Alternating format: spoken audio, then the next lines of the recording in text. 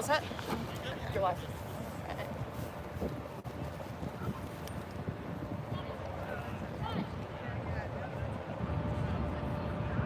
Welcome to Cleveland, Ohio, where we have the opening match of the 2025 MLQ season. Today we have Cleveland Riff in purple and the Toronto Raiders in yellow. We are getting ready to get this game started here. Starters for Toronto: number 8, Madeline Macheski; number 22, Brian Melchior; number 18, Marissa Noftel; number 87, Lachlan Craig; number 11, Alex Scherger; and number 29, Brittany Taylor. Starters for the Riff: number 9, Jack Mosley; number 11, Rachel Krieger; number 20, Pete Brechting; number 28, Martin Meinert; number 35, Vivian Cox; and number 57, Adam Thompson.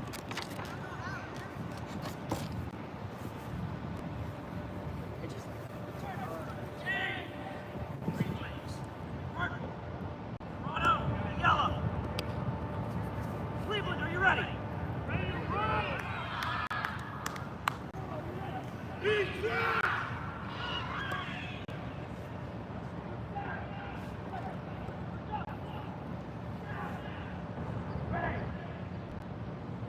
And we have brooms up.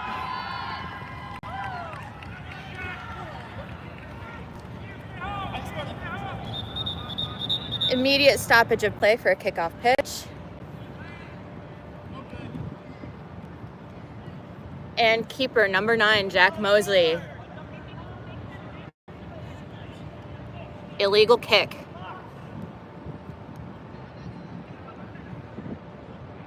Toronto will resume with the quaffle.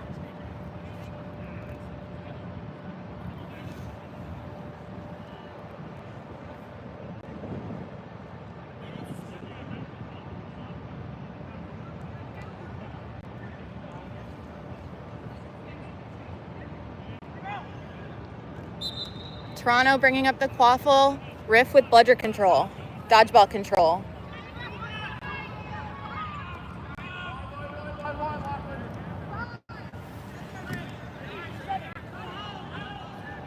Toronto looking for some cuts. Passing around the hoops. Riff demonstrating strong defense, but Toronto prevails and they score. The score is 10-0 Toronto.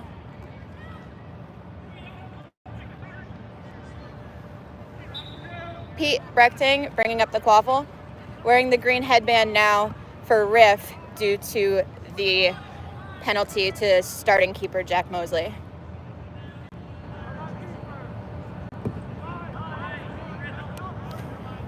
Pass down toward the hoops. Quaffle is behind the hoops, deflected by Toronto.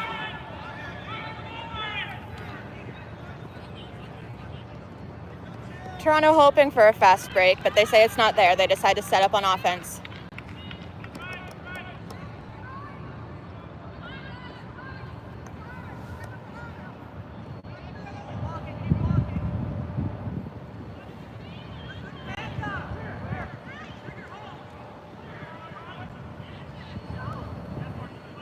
Cleveland with dodgeball control threw it away, but they got it back. Quaffle back behind the hoops. Cleveland defends, no score. The score is 10-0 Toronto. Cleveland on a fast break here. And Vivian Cox looks for the cut, but strong defense by Toronto. Keeper Rachel Krieger coming down.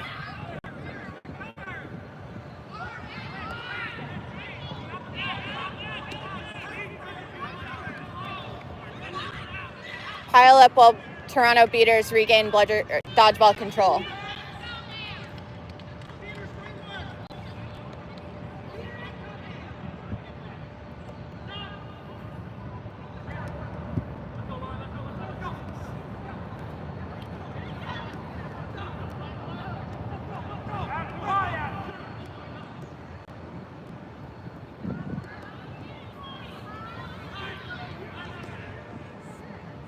quad ball in the far end of the field. Toronto looking to set something up here.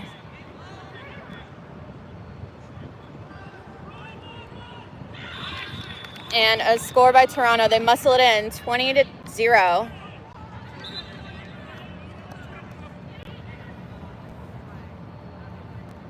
Joe Lombardi bringing up the quad ball for Cleveland.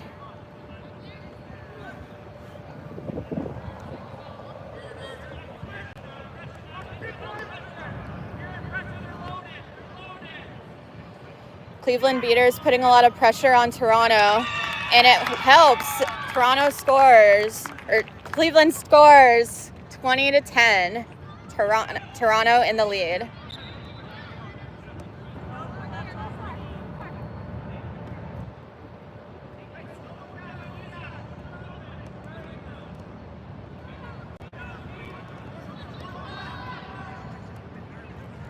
Toronto coming up on offense with dodgeball control here. Adam Thompson putting a lot of pressure, trying to make them less of a factor. A missed shot by Toronto here, and Cleveland is able to recover.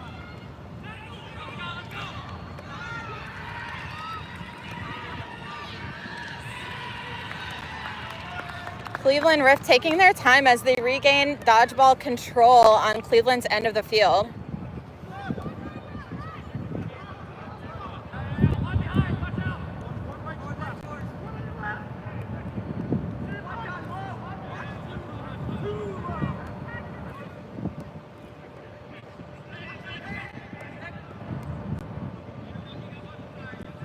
Cleveland Riff hoping to tie this game up here. The score is currently 20-10 in favor of Toronto. Fiona Gaffney takes a shot behind the hoops, misses, but Joe Lombardi cleans it up. The score is now tied 20-20.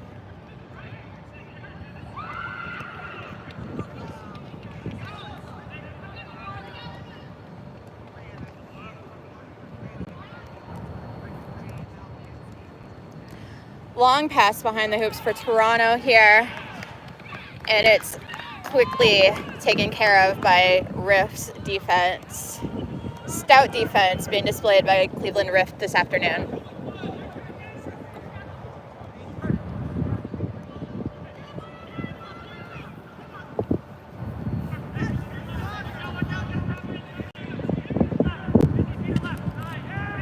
Cleveland really trying to make this field small and put the pressure on Toronto there. Missed shot again by Gaffney. They call it no good, and a pickup by another Joe Lombardi. And we have a stoppage of play, likely to pick up 2 down hoops on the Toronto side.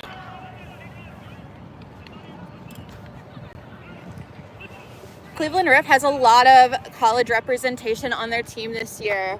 Hoping to see some of that today, although so far they are leaning on their veteran, experienced players to take the lead. Perhaps as the game goes on, we'll see more of those younger college-level players making an impact.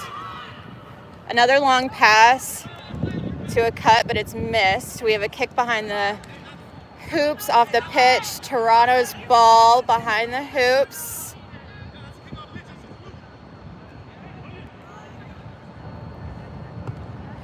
Deflection by keeper Joe Lombardi. Toronto maintains possession of the quad ball.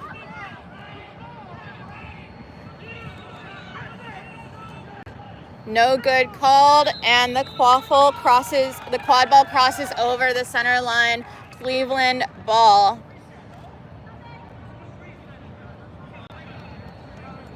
Toronto wondering if that could have possibly been a reset. Head ref Sean Fitzpatrick says no. Cleveland quad ball now, but Toronto has dodgeball control. Joe Lombardi takes it in. Score is 40-20 in favor of Cleveland Riff.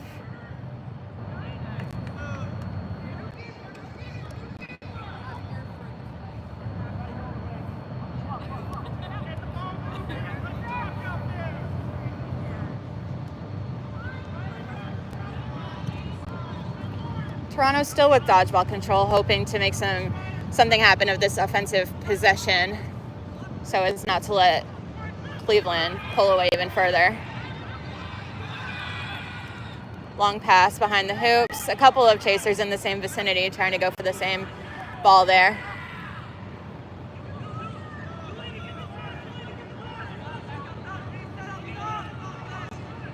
Fiona Gaffney giving them a lot of trouble on defense.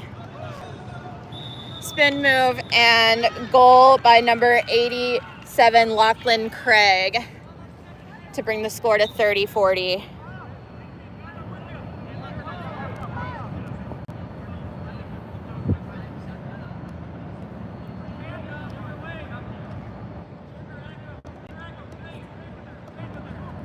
Cleveland's Pete Brechting with the ball. He gets blocked through the hoops by Toronto's keeper, who falls on the ball, ending that possession for Cleveland.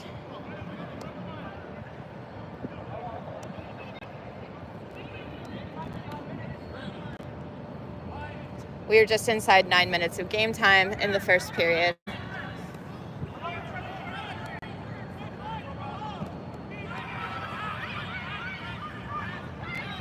Toronto crashing. There's a pile up right in front of Cleveland Riff's hoops here. With dodgeballs on the ground, Toronto didn't have many options. We're seeing Cleveland come out not afraid to be physical today. Long pass behind the hoops to Fiona Gaffney, who passes to number 44 for Cleveland.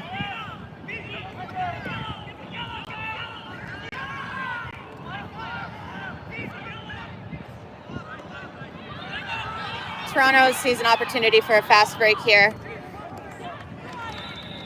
and they succeed, tying this game up 40-40.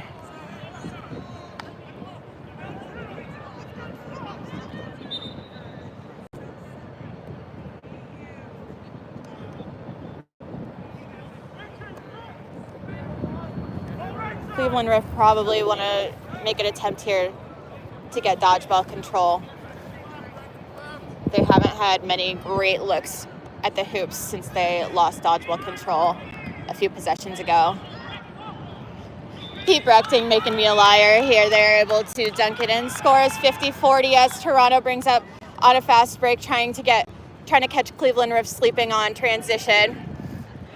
And they score again, twice in a row for Toronto. The game is tied up again. That was number 12 for Toronto, Nathan Reed. Again, the score is tied 50-50. 10 minutes elapsed in the first period.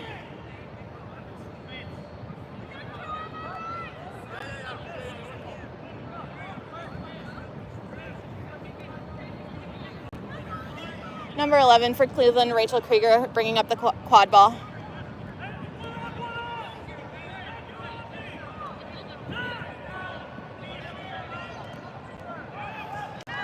Jack Mosley gets wrapped up, but he's able to get the pass off to Rachel Krieger, who scores. We are now at 60-50 in favor of Cleveland Riff.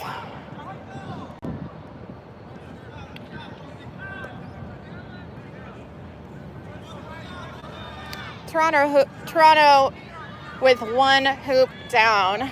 They have two hoops to work with on this offensive possession.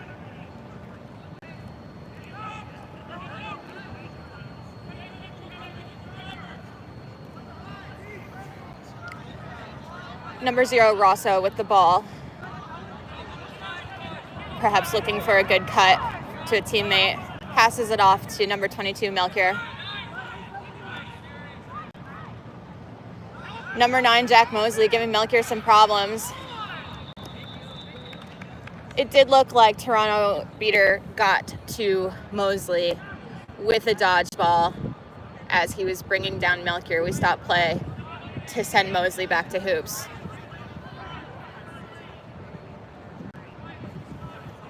They're going to reset that down hoop here. Toronto now has all three hoop options to score on potentially. and Melker's definitely looking for that opportunity. Pass down to Rosso. They just go ahead and reset that offensive possession, looking for a better opportunity. They pass it behind the hoops, but it does go beyond the hard boundary. Turnover, Cleveland Riff on offense now. We do see Adam Thompson, MLQ's Riff Player of the Week, in at beater for Cleveland.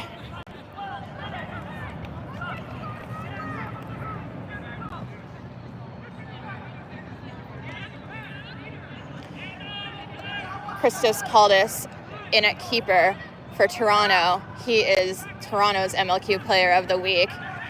We're seeing a call for a goal and a call for a no goal. The head ref said no goal. Toronto on a fast break. Caldas takes it coast to coast and scores. The score is now tied 60-60, but we do have a stoppage of play, probably to discuss that last offensive possession for the Cleveland Riff, where one referee said good, the other referee said no good. Now, I did want to come back to Adam Thompson. He is the MLQ Player of the Week for Cleveland Riff. Last year, he played chaser, where he led Riff in defensive stops. This year, it looks like he is on the dodgeball side of the game. We'll see what kind of impact he has here for the Riff today.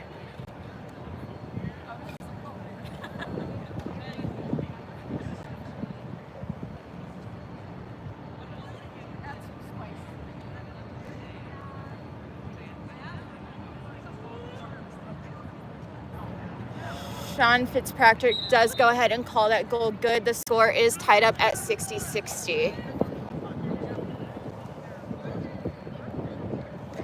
Head coach Jack Mosley bringing up the quad ball for Riff, passes it off. Riff scrambling a little bit here as Toronto blows up their offense. Looks like they had dodgeballs on the ground, giving Toronto the opportunity to do a hard press on Cleveland's quad ball players. Stoppage, not sure why, but we will resume here.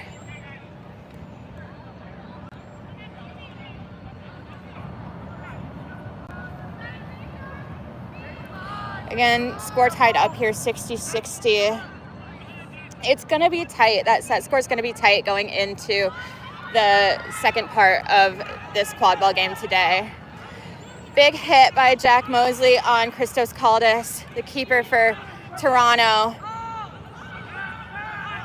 Just as Riff looks like they're turning over the quad ball, Toronto's still giving them some problems. Without much of an offensive possession from Riff there, Toronto is able to regain control of that quad ball. They also have dodgeball control, meaning they're able to come up on this offensive possession with 2 dodgeballs against Cleveland's 1 dodgeball in the hands of Adam Thompson.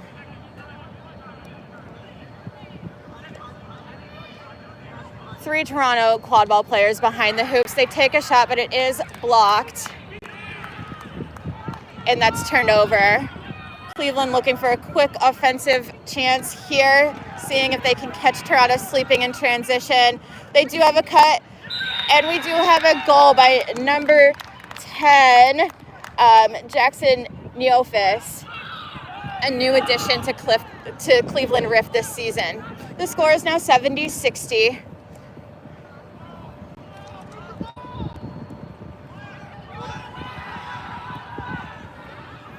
Toronto looking for that pickup opportunity, and they are able to score there. The score is back tied 70-70. This game very well may come down to a flag pull. Curious to see who each team will be putting in at seeker to start this first game.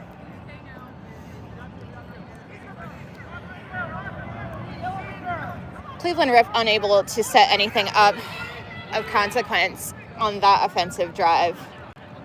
Toronto taking their time as they get some subs in and out here, some fresh legs.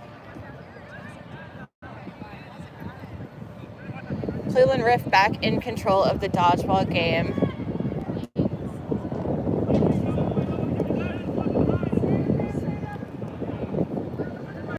Melchior, keeper, carrying up the ball, passes it wide to number 12 for Toronto.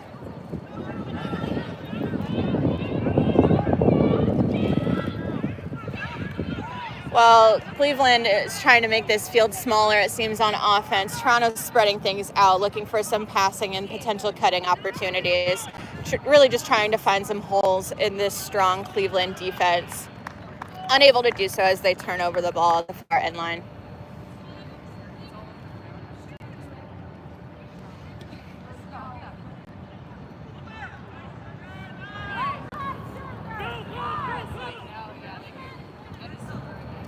Toronto looks to regain dodgeball control here, but it doesn't matter as they're still regaining control. Pete Brechting able to score that ball. Score is now 80-70 in Toronto, Cleveland Riff. Melchior calling for a timeout for Toronto.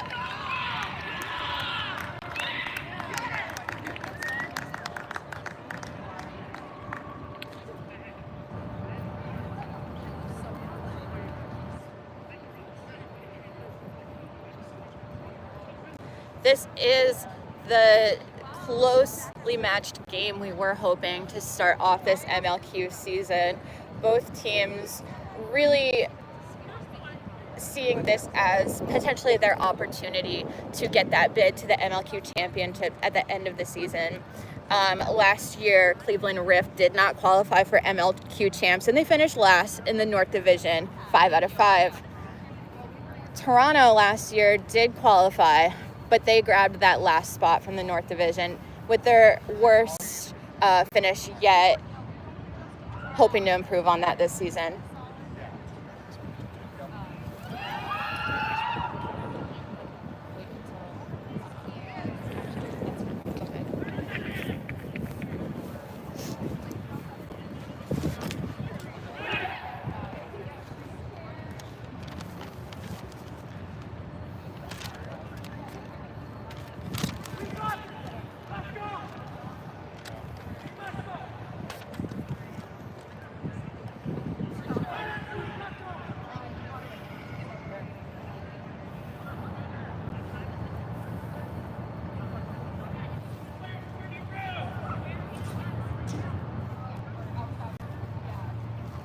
Players are returning to their brooms now from that timeout called by Toronto.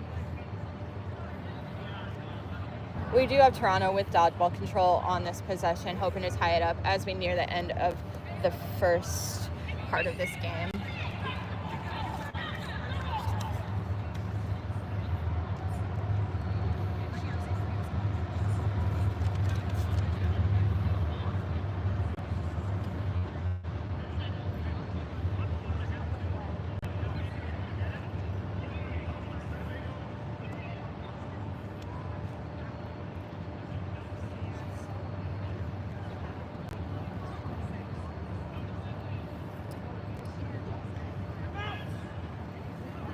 Head ref Sean Fitzpatrick preparing the players to restart this game. The score is 80-70 in favor of Cleveland Riff.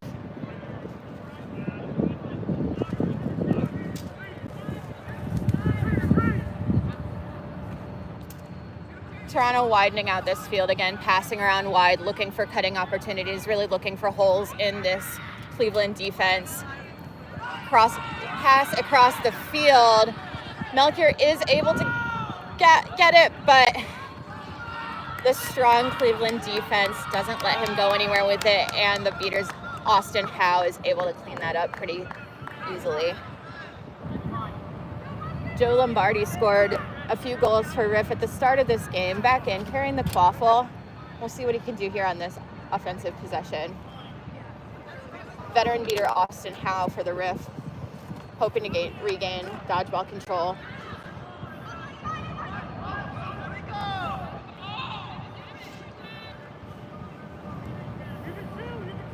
Cleveland slowing this game down.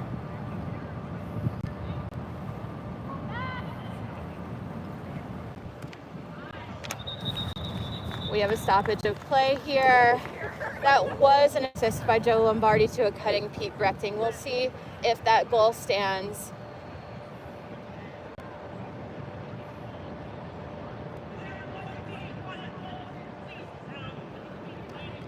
They are calling Pete Brechting beat. However, the ball was released before contact by that dodgeball was made. So the goal is good. Score is now 90-70, Cleveland Riff.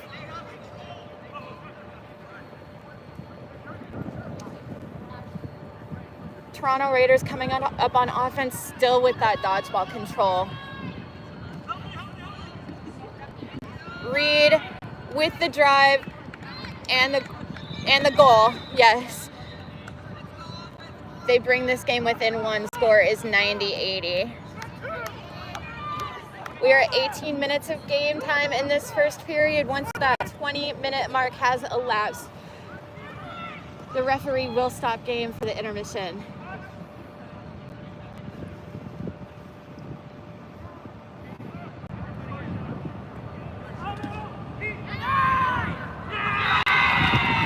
Joe Lombardi decides to take it himself, scores. The score is now 100-80 in favor of Cleveland Riff. Dodgeball's on the ground. Toronto's looking for a no-beater opportunity. However, Jen Connard of Cleveland Riff is now in control of that dodgeball. Austin Howe trying to make trouble as Toronto passes around looking for an opportunity yet again.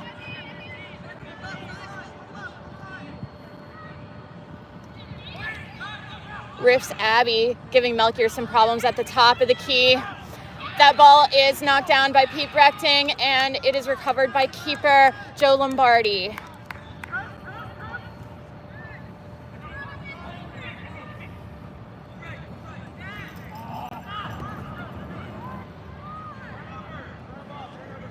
We have a turnover here as the ball exited the field on the hard boundary by an errant pass from Lombardi to Brechting. Melchior now with a second chance opportunity on that last possession.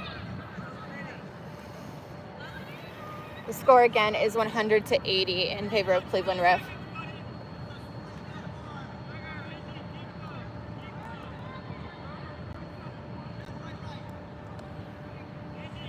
Toronto has dodgeball control here. We are within 10 seconds of this period. This will be the last possession of the first period of this game. And it ends in a goal by Toronto. Brooms down. The first period is over with a score of 100-90. A very close game here. We're gonna see the set score at 160 points. So the way that the game works is it's played in two periods. The first period was those first 20 minutes of quad ball play where scoring consists solely of the quad ball going through the hoops for 10 points each. After 20 minutes of gameplay, the referee has paused the game, signaling the end of the first period. We see that the set score is going to be set at 160. That is the highest score of the game so far at 100 plus 60 points. Set score indicates the goal score for each team. So once a team, the first team to reach or surpass that set score of 160 points, this game will be declared the winner. Now we see here in front of the camera, flag runner Derek Parker, a prolific flag runner in our sport in the game today. In the second period, we will see Seekers joining the game. They are going to try to catch that flag from the flag runner. If they are successful, they will earn an additional 35 points for their team. That is a one-time flag pull. So if they are successful in pulling the flag, Derek Parker will leave the field and the game will resume until that set score is reached or surpassed. We see the Seekers for each team coming out. For the Riff, we have Rose Murnion. I don't believe we've seen her in the game today, so fresh legs. For the Toronto Raiders, we have Christos Caldas. Now, Christos is the Toronto Raiders MLQ Player of the Week for his flag catching abilities. In the 2024 season, he caught 4 flags for the Toronto Raiders. We'll see how he does here today. He's known for quick catches. Toronto just 10 points behind. Cleveland are really hoping for that boost on the back of Christos Caldas. We will start this game, Toronto in possession of the quad ball.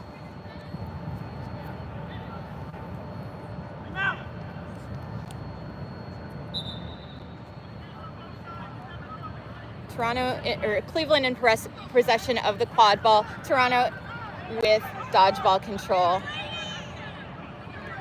We'll see how they use those dodgeballs to help out their seeker Caldas. Lombardi passes down to number 44 for Riff, who gets brought down in front of the hoops. We have a dog pile at the hoops, but ultimately the quad ball ends up in the hands of Melchior for Toronto. Toronto may be looking to slow down this game here in hopes of giving Caldas an opportunity to catch while they're on offense. Ray Barnes coming out for Riff on defense in that beater position. Toronto trying to pass the ball, however, it is blocked. Turnover to Cleveland. Cleveland on a fast break here, seeing an opportunity. Pass off to Lombardi. Lombardi drives. Lombardi passes, and he sees an open Krieger who scores. The score is now 110-90. Flag runner Parker holding off those seekers.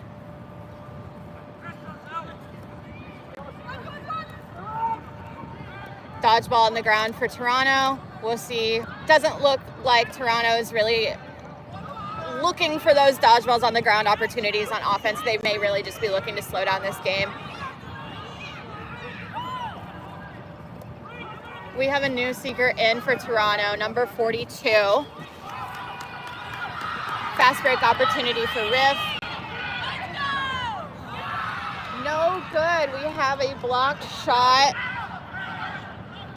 That fast break opportunity blundered. Stoppage of play.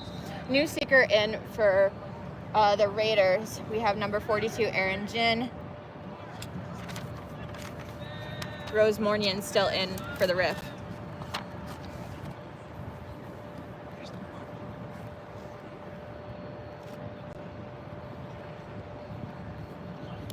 We have a blue card.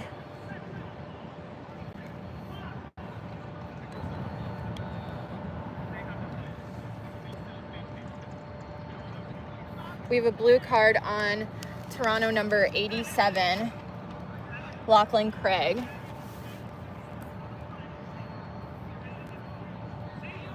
Mutual blue card, Toronto 87, Lachlan Craig and Rachel Krieger of Cleveland Riff. Both teams down a chaser.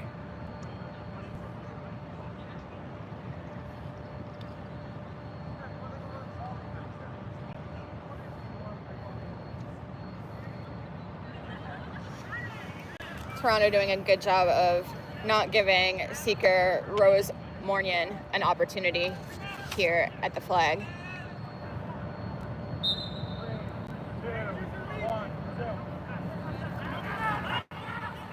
We've got Toronto on offense, looking for a quick opportunity, hoping to catch Cleveland coming out slow from that stoppage of play, but Cleveland is able to reset their defense here.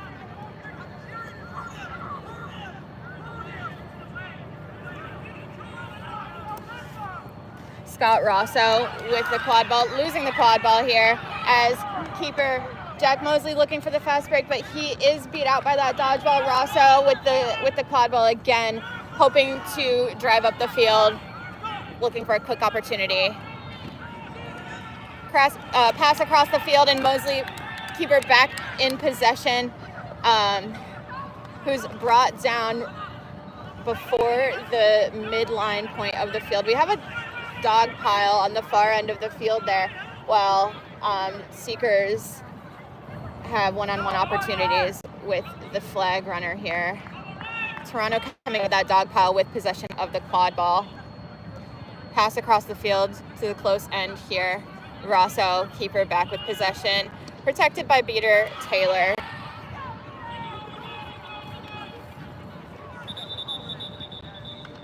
We have a stoppage of play in the beater game. Number 70, beater for Toronto, Kieran Smith, knows it was on him. Well, he was heading back to the box. Yellow card. That is for Smith.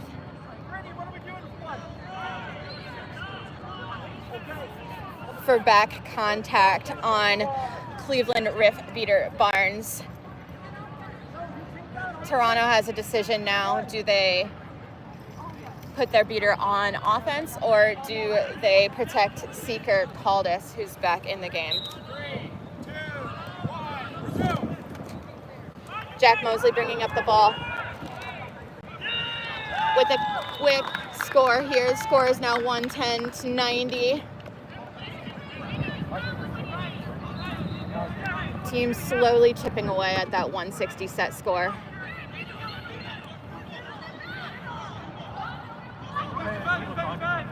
Toronto walking up that quad ball.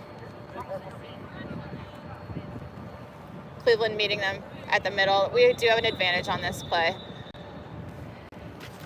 Looks like number 4, Delaney Lindbergh, is going to get called for some back contact on that, or net contact on that wrap attempt.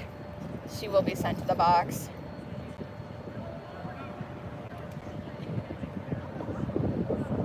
She has 1 minute or until Toronto is able to score here before she's able to re-enter the game. We have Cleveland with control of the dodgeballs here, both beaters in possession of a dodgeball to hold down this defense.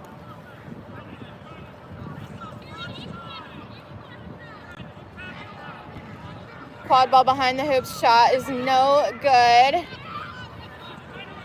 Reed in possession of the quad ball, wrapped up by Brechting, caught behind the hoops by Rosso, who's brought down by Mosley and beat out by Thompson.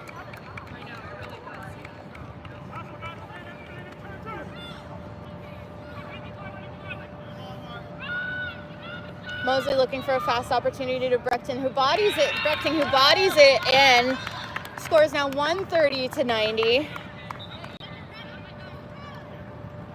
Toronto has not scored yet in this second period of the game. They really seem to be focusing on that that flag runner game.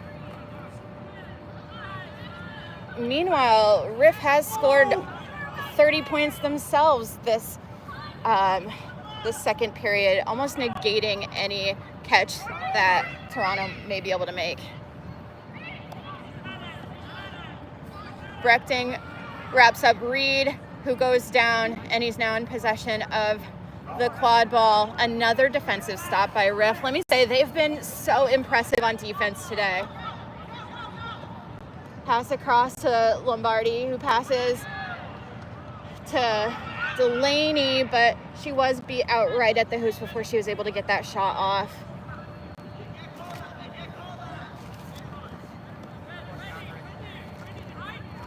Reed trying to set up a play, sending some chasers behind the hoops, looking for passing opportunities. Melchior back in the game with the ball.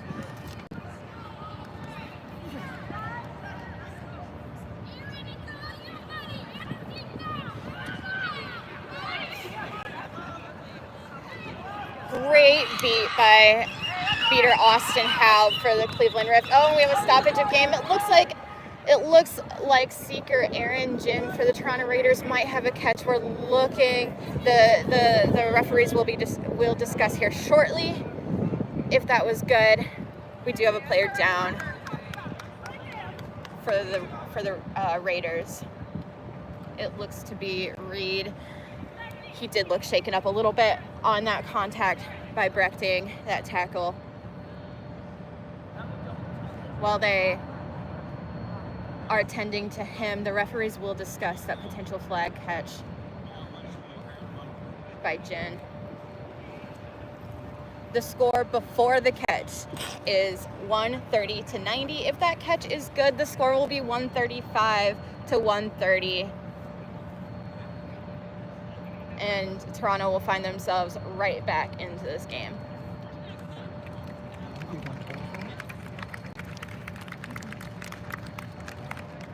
$125. Wasn't a math major.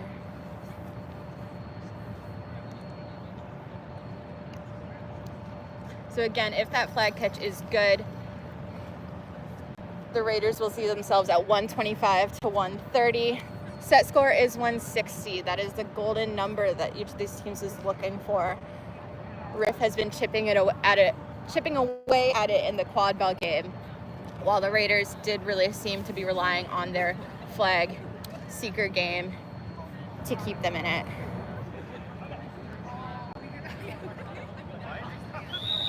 That catch is good, bringing the score to 125 for the Toronto Raiders to Cleveland Riff's 130. We will restart this game with Melchior for Toronto in possession of the quad ball on the far side of the field. If they score here, they will see themselves in the lead.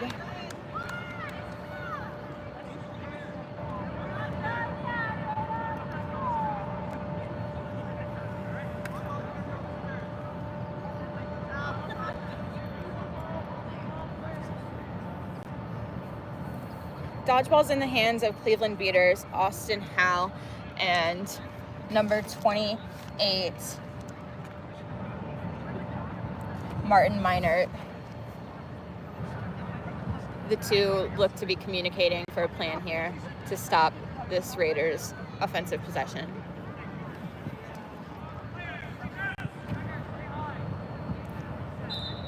The game is restarted. Melchior heads back. He's wrapped up by Krager. He did hit the hard boundary, so it looks like Krager was able to put the defensive pressure on Melchior toward the back of the pitch and turned over the ball. Keeper Joe Lombardi for the Riff now in possession. I've said it already, I've been so impressed with this Riff defense today. Joe Lombardi taking the long, aggressive shot, bringing the score to 140 to 125.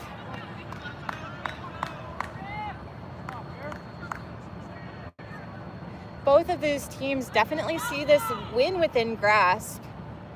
We'll see who executes most effectively as this game comes to a close.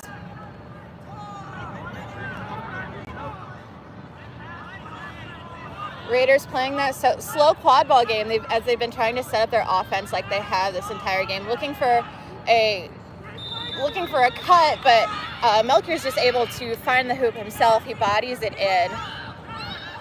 The score is now 140 to 135.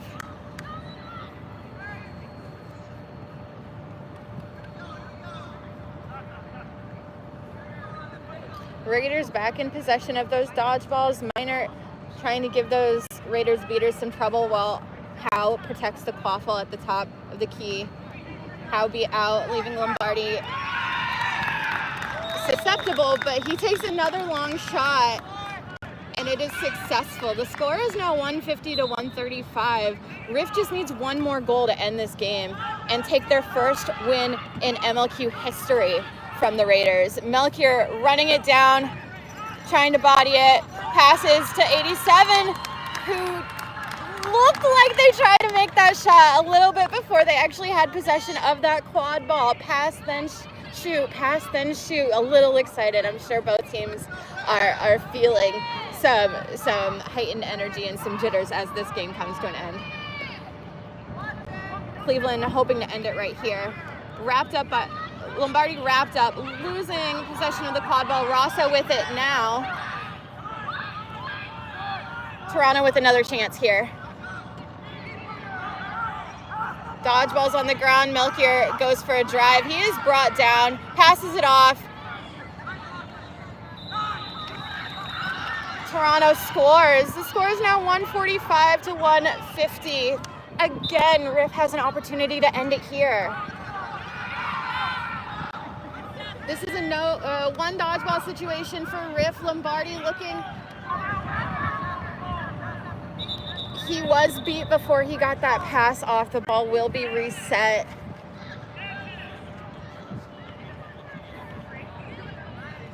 I would like to see Riff go back to what has been working for them this entire game so far, which was a little bit of a slower game at the top of the field, looking for a pass, looking for a cut at the hoops. But to his credit, Lombardi has been finding some success with those drive and shoots as well.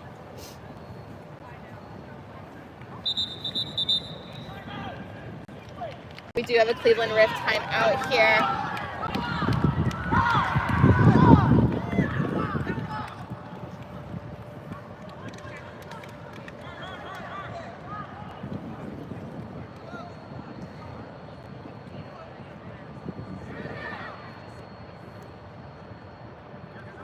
The tone of this game has been so different from the last time these two teams met up last season in the first series for each team of the 2024 MLQ season. Toronto handled the Riff. They took those games handily. The closest score differential was 95 points. Yet now we see Riff here with an opportunity to win this first game of the day. They are just one goal away from a win, while Toronto has 2 goals in order to take this win from Cleveland on their home field.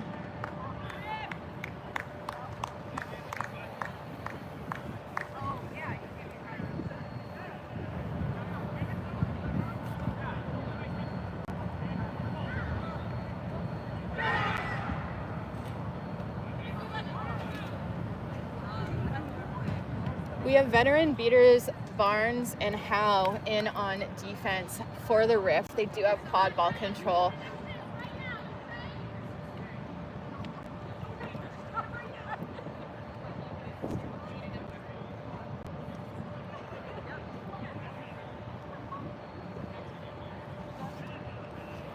Soldados, keeper for the Toronto Raiders, in possession of that quad ball now. We'll see what he chooses to do with it. Keeper Jack Mosley off his broom, will be unable to defend.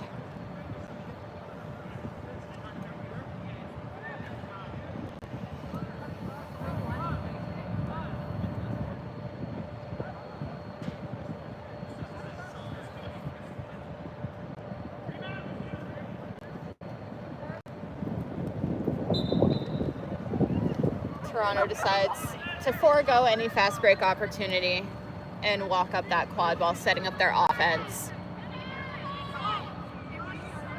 Rosso passing back up to the top to Caldas.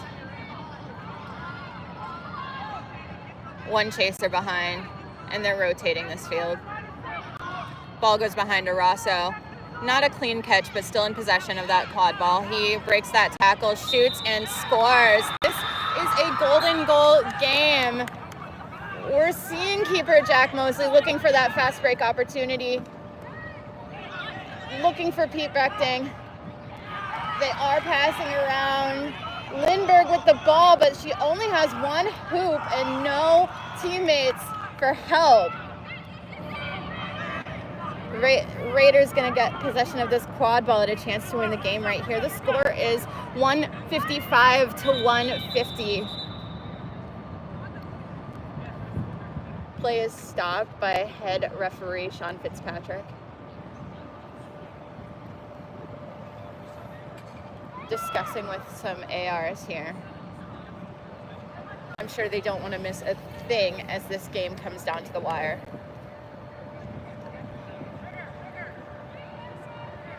We do have an injury on the Riff side, deep behind their hoops.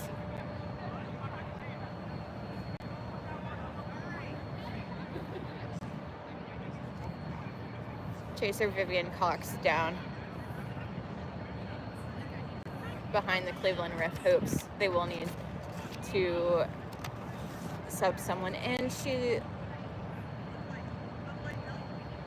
is being attended to by the trainer.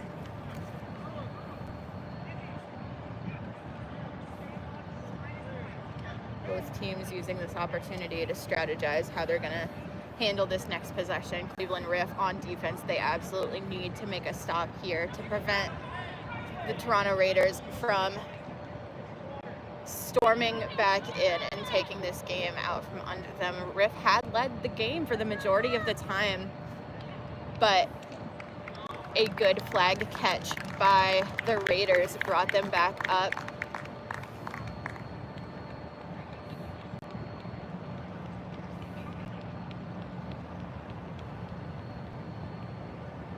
Both teams collecting at their bench, getting some water, collecting themselves as Vivian Cox is assisted off the field. Head ref is calling players back to their rooms now.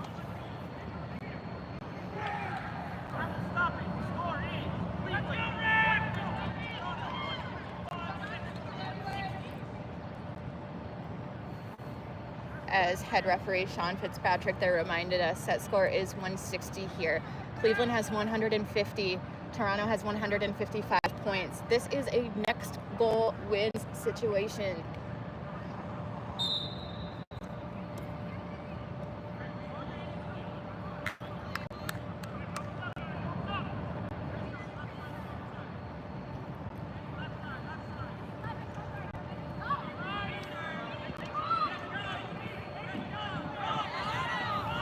Melchior carrying up the ball. We do have an advantage play called. This is going to be some neck contact. That should not have been an advantage call. A yellow card on Toronto beater number 29, Brittany Taylor, as she goes to the box for some neck contact. She has 1 minute in the box, resulting in a quad ball turnover. This is huge for Riff. This is a next goal situation. This is Riff's chance here to take their first ever game from Toronto. Melchior knocks that ball down. He shoots a long ball. That was maybe not what his team wanted from him, but he saw the opportunity and took it. Pete Brechting bodying the ball up the field, seeing the opportunity, passes behind the hoops to Mosley, who shoots and scores! And Cleveland Riff takes their first ever game off of the Toronto Raiders, taking this first game of the MLQ 2025 season. This is, again, the first time the Cleveland Riff have ever taken a game from the Toronto Raiders. And like I said, last season, the closest game that they had against the Raiders was a difference of 95 points. I'm sure the Riff are feeling on top of the world. And Toronto's definitely going to take this time between games to talk about what they can adjust in that next game. We will be back soon.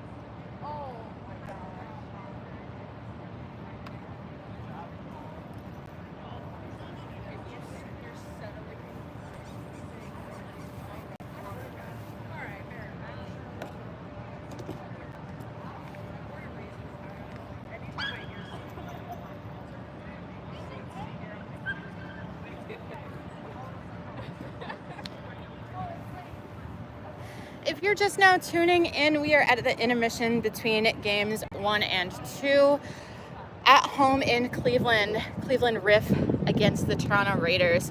Cleveland Riff narrowly winning that game in a golden goal, last goal wins, next goal wins situation with a score of 160 to 155.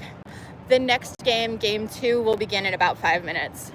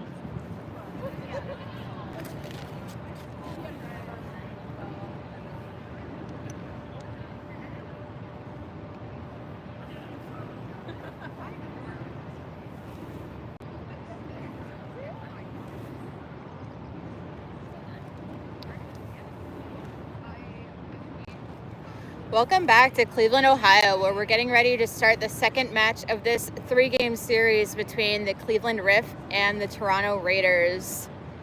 Starters are still coming out, but for the Riff, we have starting Jack Mosley, Rachel Krieger, Peter Brechting, Martin Miner, Adam Thompson, and Rose Mornion.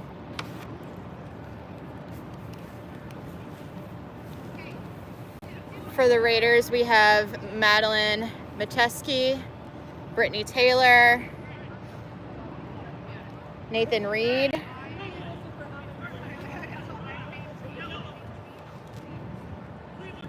Alex Scherger,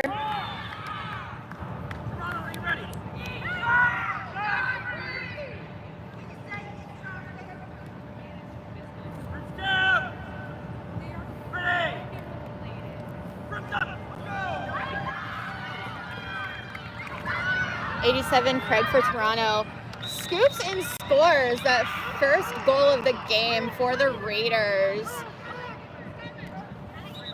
Raiders looking to come out fast and probably knock the Riff down a peg after they stole that first win from them. The score is now 10-0. Riff coming up with the quad ball. Dodgeball is in control of both of their beaters. Pass behind the hoops to Peter Brechting. Pass back across up to keeper Mosley. Mosley jukes, gets wrapped up, and loses possession of the quad ball on a beat. In that play, Riff did lose possession of the dodgeballs. Nathan Reed, seeing an opportunity for a fast break, takes it himself and bodies it through. Another score for Toronto, 20-0. Toronto seeing a no dodgeball opportunity, trying to get their team to press early on defense. Pete Brechting with the pass close to the hoops, and he scores. The score is now 20-10.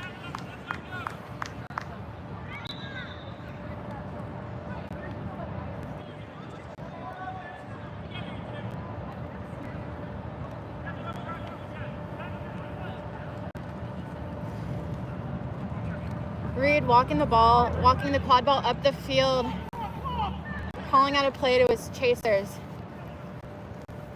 Toronto beaters in control of 2 dodgeballs. Rotating the field, he passes off to Melchior for an easy shot and score. Score is now 30-10.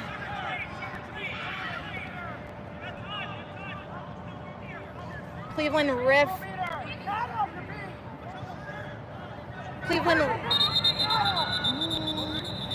Riff losing possession of dodgeball control in transition there. Beater Adam Thompson, unaware that he had been beat and continued to play, is going to receive a penalty for that.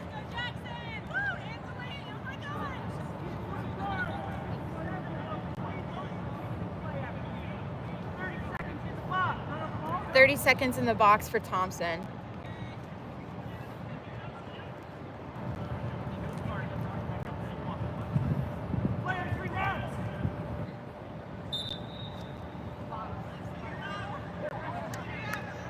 Look for Toronto to put a lot of pressure on Riff right now with one of their beaters in the box. Mosley rotates the quad ball behind the hoops, shoots and scores. Does not matter that they were down a player. Takes it himself. The score is now 30-20 in favor of Toronto Raiders.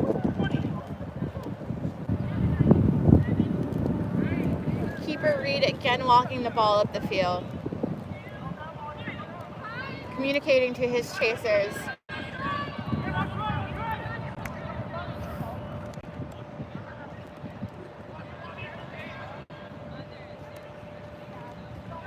Melchior shoots, but no good. Reed cleans it up. He's driving, wrapped up by keeper Joe Lombardi. Krieger trying to block at the hoops, very few options. And Reed scores. 40-20 Toronto.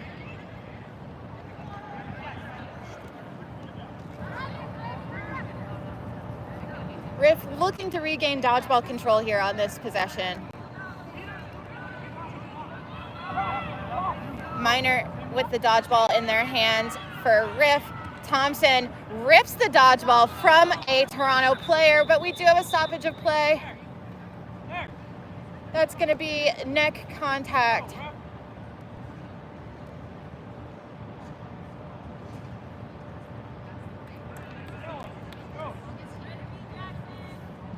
Neck contact against Toronto's Melchior. He does have a yellow card, 1 minute in the box. Head referee Sean Fitzpatrick did not feel the need to call an advantage on that. Just went ahead and gave him the card. Number 10 for Riff, Neofis, holding the quad ball here, communicating with keeper Lombardi on their next steps. Chasers for Riff, Gaffney and Lindbergh behind the hoops. Probably looking for a quick cut here, as much of Toronto's defense is up toward the top.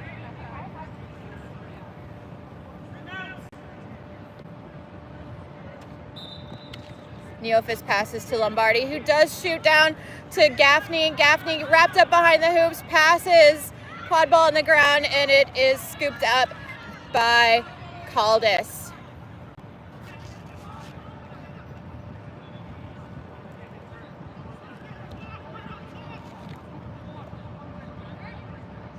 Caldas walking the quad ball up. Toronto in possession of those dodgeballs. Rotating the quad ball to the far side of the field, passes back up to the top.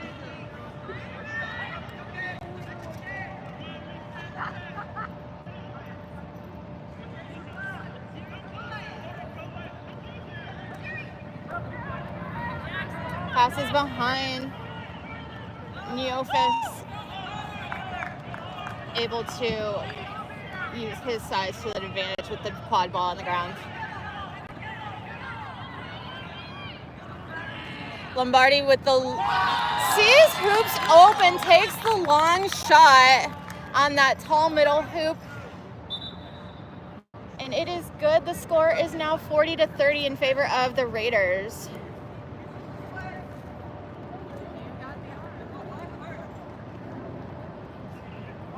Beaters for Toronto in now Sugar and Kirby, hoping to regain dodgeball control here. Kirby with a beat. Rosso at the top of the key with the quad ball, passes it down to the near side to Caldas. Back up to Rosso, who picks up the ball, feels some pressure from Cleveland. Down to the bottom. There was a beat, but it was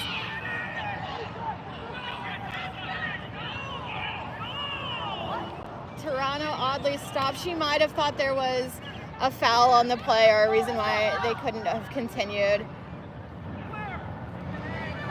Beater Thompson wrapped up, but Cleveland taking advantage of a transition play and scores. We're now tied 40-40. Caldas on a fast break down.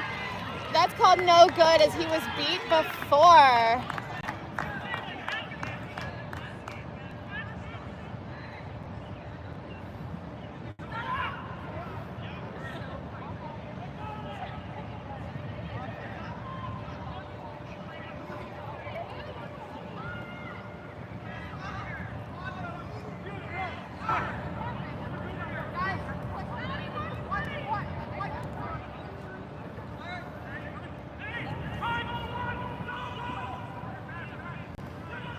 Cleveland making their move, another drive and score by Lombardi. I did talk to Jack Mosley, head coach for the Riff at the intermission, and he did want to shout out Lombardi for his excellent play in that first game, and we're seeing the exact same thing here in game 2. The score is now 50-40 with Riff taking the lead.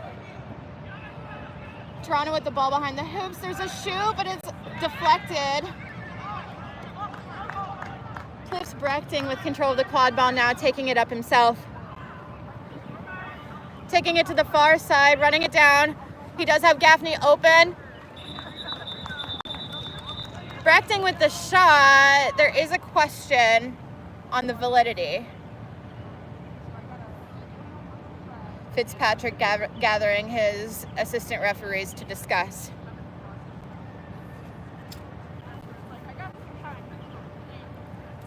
So like I said, at the intermission, I was able to talk to Jack Mosley, head coach for the Cleveland Riff.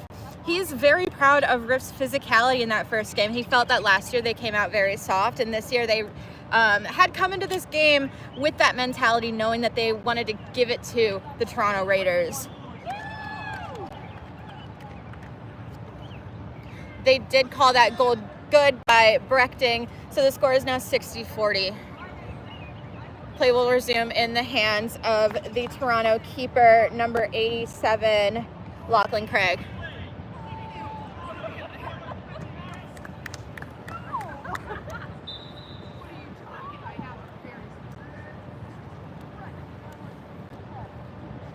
Toronto making some subbing changes, getting some fresh legs on the field, hoping that's going to make a difference here for them.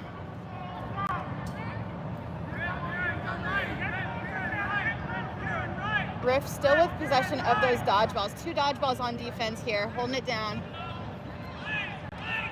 Craig looking for some room to move, juking, dancing. He passes across, and it gets caught up in some Cleveland Riff traffic. Dominic Tworowski, keeper for the Riff, now in possession of that quad ball, taking it up, taking it to the far side, now cutting to the center of the field, looking for his opportunity now. He was a little quiet in that first game. Would like to see more from him here. He is a veteran for this Riff team. Errant pass by the Riff turns into a fast break opportunity for Toronto. A missed beat here leads to a fairly easy, straightforward goal for Toronto's 87, Craig. The score is now 60-50. Cleveland Riff. Toronto transitioning into a hoop defense, hoping to stop some of these drives and passes by Cleveland. Neofis passes to Tworowski on the far side. Tworowski looking. He does pass behind the hoops to Krieger. Errant pass. She does try to chase it down. Misses the ball but wraps up on the end zone. She gets called for a less than legal wrap up and is sent back to hoops. Ball now in the hands of Toronto's Reed. On the field for Raiders, we have 92 Beebe, 70 Smith, 29 Brittany Johnson, Nathan Reed, number 12, and number 38 Lauren Matheson. Quad ball behind the hoops is tapped away. Matheson with the ball. Reed calling for the top. He sees something, looking for that opportunity to drive. Sees that open middle hoop and scores. Scores tied up at 60-60. We do have a stoppage of play as Reed goes down on that play.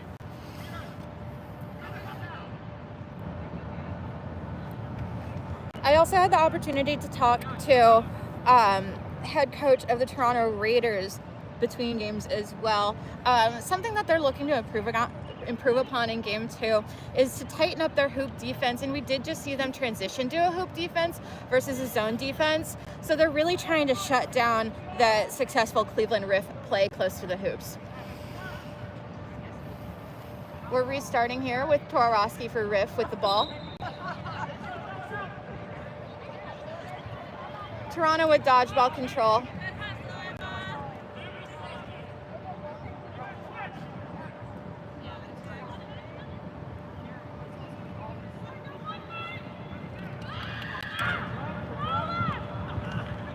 Riff bringing in some fresh players in the office with the ball now, passing it up to keeper Mosley.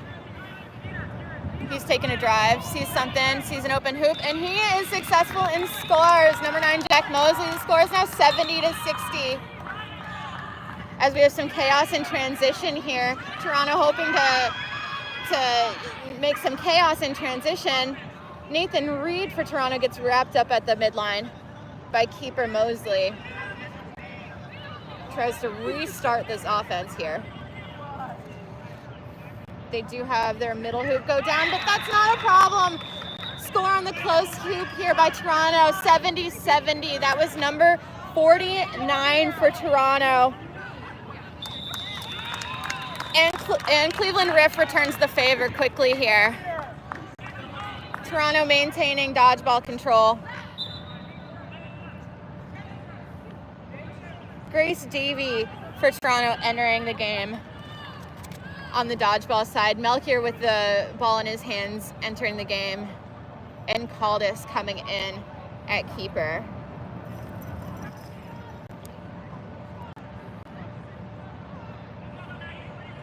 Austin Howe giving number 11, Alex Sugar, some problems in that dodgeball game. Just trying to keep him out, make him a non-factor. Caldas passes to an unaware Melchior, but he recovers.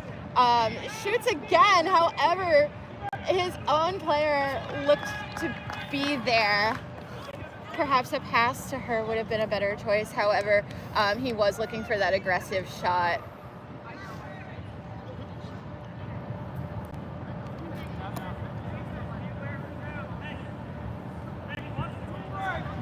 Toronto with dodgeball control in the hands of Sugar and Davey.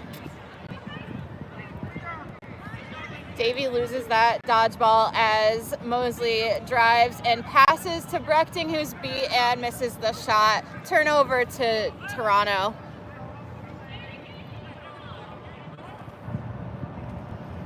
Riff did regain dodgeball control on that possession, though.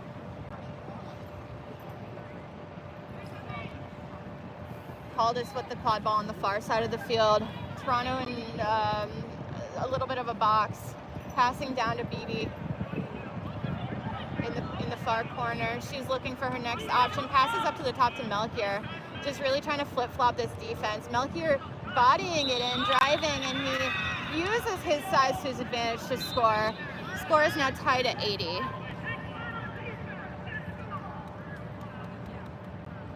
We have Mosley out and Lombardi back in for Riff. Riff's Abby in the game now as well.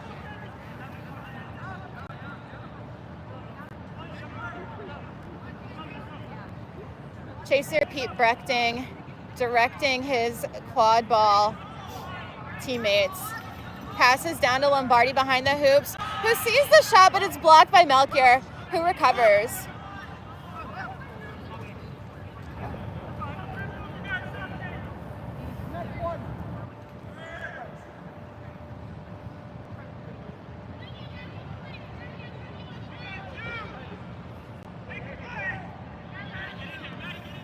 Toronto walking the ball into the Riff's defense here. Not looking to spread out this field at all, making it smaller. They know they have size on this defense. Lombardi with a wrap, bringing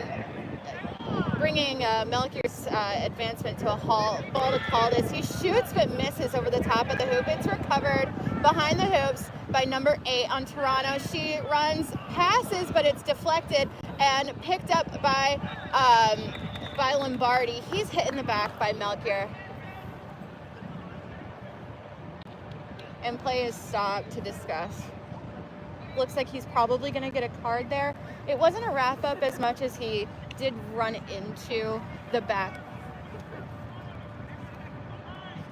of Lombardi. That is contact from behind. Yellow card to him.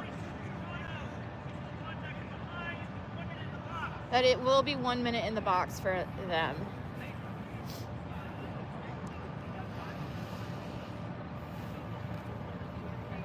Toronto returning to defense down a chaser. However, they do have dodgeball control here, and they lose it by thanks to some aggressive play by Austin Howe. There is a pass down to Pete Brechting, who uses his size to score, and we are looking at a score of 90-80. Another close game here. I think this game again will also probably come to a flag catch as a difference maker, like it did in that last game.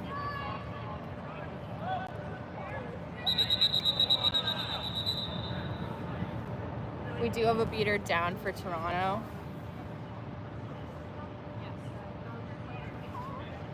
Speaking of that flag game, when I was speaking to Toronto's head coach, he did want to shout out Aaron Jin in that first game. Like I said, the flag catch is what really kept Toronto in that game, kept the game close.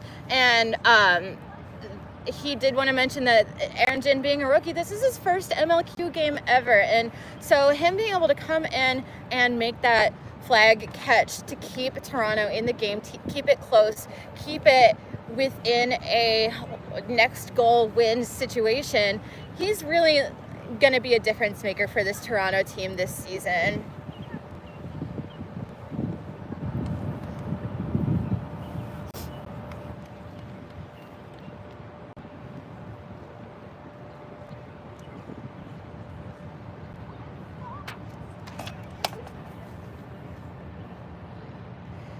Again, this is a close game. The score is 90-80 in favor of the Riff for now.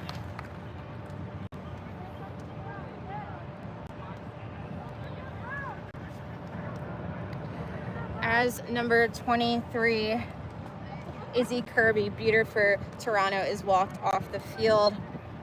Players will return to their brooms and we'll get this game restarted. We are 14:32 game time here in the first period. If you're new to the sport, the first period lasts 20 minutes. That's where we are going back and forth in that quad ball game. We're seeing the scores with that quad ball going through the hoops, and that is the only way the teams can score. At 20 minutes, we will see an intermission, after which we will enter the second period and a flag runner will come out. That flag runner, if caught, is worth 35 points to the catching team in the second period. Again, we're just under 15 minutes here in the first period. Toronto on offense, passing behind the hoops. Defense, that physical defense by Cleveland really showing out here in game 2 again as Toronto is pushed out the back of the pitch in that hard end line. Turnover to Cleveland. Lombardi bringing up the ball with Abby, Lindbergh, and Brechting. We have Connard and Howe in a beater for Cleveland, looking to regain dodgeball control. They have dodgeball control. No, they don't. I'm so sorry. Stoppage of play. The confusion there. The keeper for Toronto has a dark green headband, number 87 there in the center of your screen. Dark green is not black. Toronto with, well, they did have dodgeball possession. Ball's on the ground right now.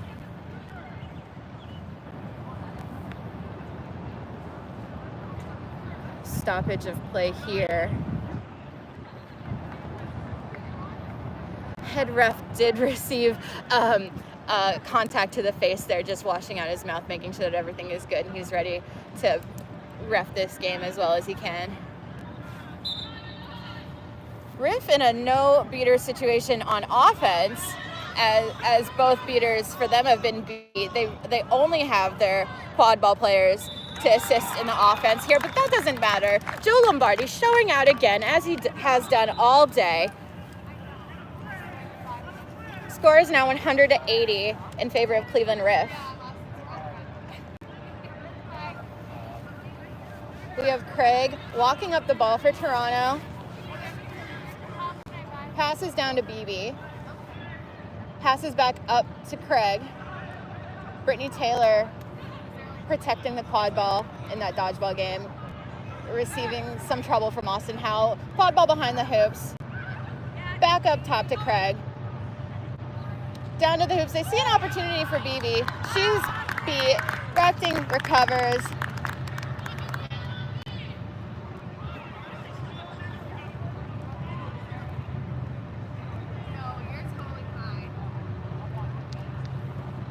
Score again is 100-80 in favor of the Riff. They're looking to extend their lead on this possession.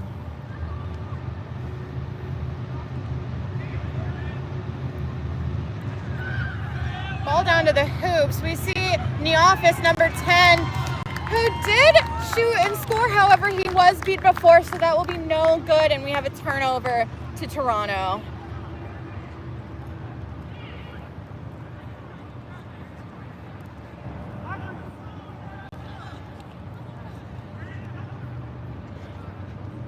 We're also in the game for Toronto, bringing up the quad ball.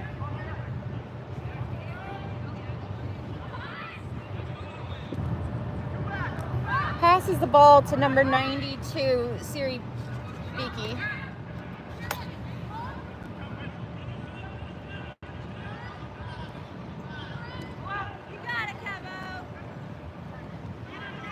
Riff's Abby almost picks off that pass, but they're beat.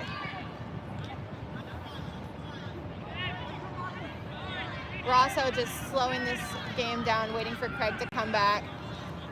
Errant pass, but they recover. Pass behind the hoops, long, and that's going to cross over the end line. Turnover.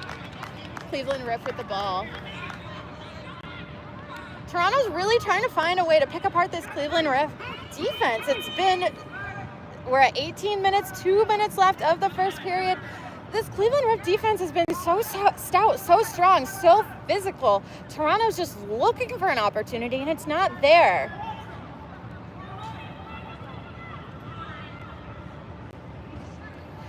We have beaters Ray Barnes and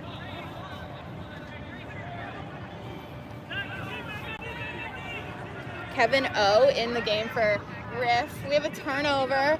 Quick opportunity for Toronto here. Great catch in the dodgeball game by Ray Barnes. Wrapped up at close to the midline line at the top of the field, but Toronto remains on offense here. Keeper Reed for Toronto back in the game, looking to control some of this offense. Matheson passes behind the hoops. Rosso's there. Lindbergh wrapping up. A shot, but no good. Blocked by Lombardi, keeper. Through the hoop there. The keeper is the only player on the field allowed to block a quad ball shot through the hoop. Barnes and O for Riff in possession of those dodgeballs as Lombardi subs out and head coach Mosley back in the game. They also have Neoffice and Gaffney with Krager holding down the quad ball game for Riff. Reed sees a fast opportunity, running. Shoots, but it's a miss. And we have a turnover at the end line again. Great idea by Toronto, trying to catch the Riff on their heels in transition. That might be their opportunity to score in this game, because if you allow Cleveland Riff to get set on defense, you're not going to see a lot of opportunities at those hoops. We have reached 20 minutes, and this is going to be the last possession of the first period of game 2. Thompson for Riff re-enters the game. Neoffice with the quad ball here at the top. Toronto in a hoop defense, trying to cut down on Riff score opportunities. Mosley shoots and misses. We have a stoppage. That is the end of the first period, and we are at intermission. The score is 100-80. So again, just like in the first game, we're gonna have a set score of 160 for game 2 here. A very similar score that we saw in game 1. This time, Toronto down 20 points rather than 10. So they're definitely going to rely on that seeker game and a flag catch to keep them in the second half of the game here today. Flag runner Derek Parker again on the scene. He did a great job of holding off those seekers in game 1. We'll see if he has more gas in the tank to do the same here in game 2. A 2-minute intermission as the teams have the opportunity to reset and strategize for the second period, assign their seekers, and prepare for the next half of this game.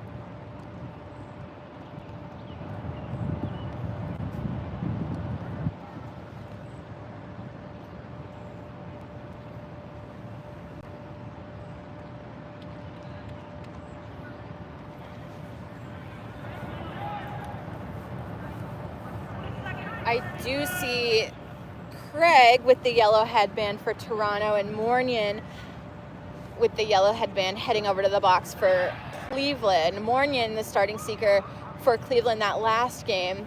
Interesting that Toronto's not looking at Caldas, their MLQ player of the week, to start at seeker for game 2. However, if you recall, it was Aaron Jin who caught the flag in that first game. So perhaps they're hoping for Caldas to have more of an impact in the quad ball game.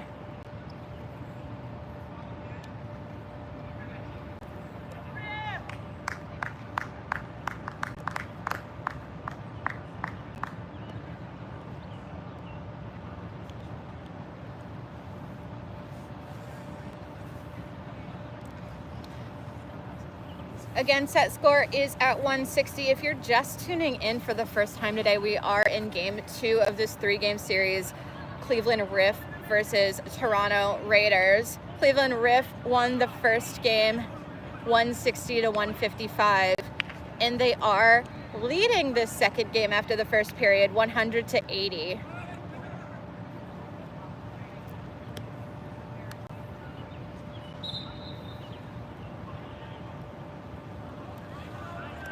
Toronto starts the second period on offense. Reed walking the quad ball up the field as the Riff gets set in their defense. Riff starting the period with dodgeball control. Mornion on the scene.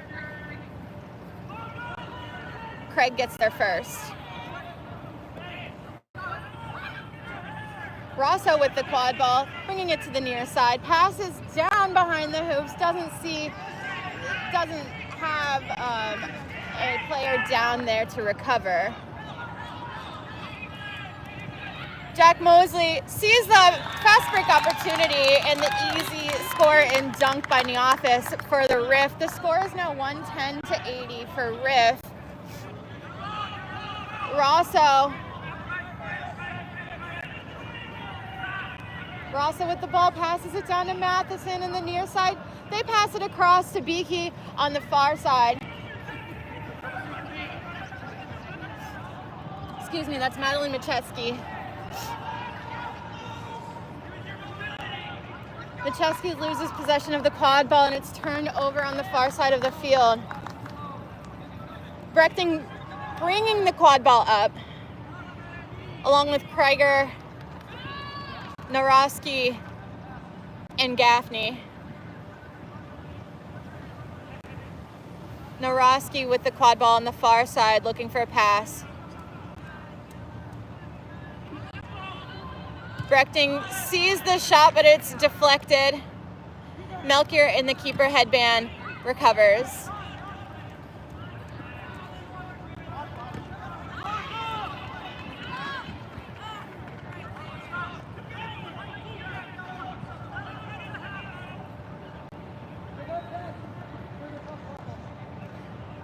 Melchior taking their time, crossing the half line, passes it near side to Rosso. Again to Melchior. It seems they're slowing down the offense in the second period while the flag runner is on the field. That seems to be their strategy. And we have a stoppage of play. That's going to be a yellow card on Pete Brechting for back contact.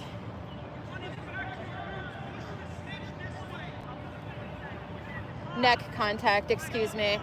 He has 1 minute in the box. Cleveland Riff down a chaser here on defense as Melchior for Toronto with the ball. He might see a fast opportunity here to body this quad ball in and take a shot. That is no good. Toronto tries to save the ball at the end line, but it is turned over. Naroski with the ball. Aaron Jin, who caught the flag in the first game, is now in for seeker for Toronto. We do have a stoppage.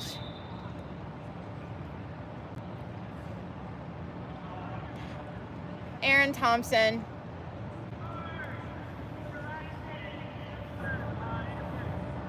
Aaron Thompson with a blue card, 30 seconds in the box for illegal interaction against the opposing beater on Toronto. Riff now with 2 players in the box. We'll see how they handle this offensive possession. Naroski shoots and looks to send that ball as far away as possible, trying to cut down on the time, the penalty time that Riff is facing right now. MLQ again bringing that ball up slow. I'd like to see Toronto use this weekend Riff team to their advantage. They're down 2 players. And they do. That is a score by MLQ. The score is now 110-90. Toronto has put in their starting seeker, Craig. Naroski taking the quad ball behind the hoops for Riff. Shoots under duress. Misses. But Brechting recovers and scores. We are now at 120-90, Cleveland Riff.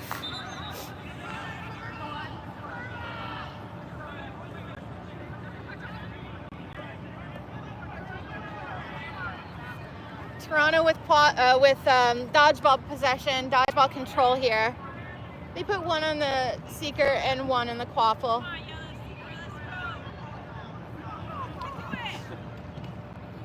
MLQ passes down to McMillan.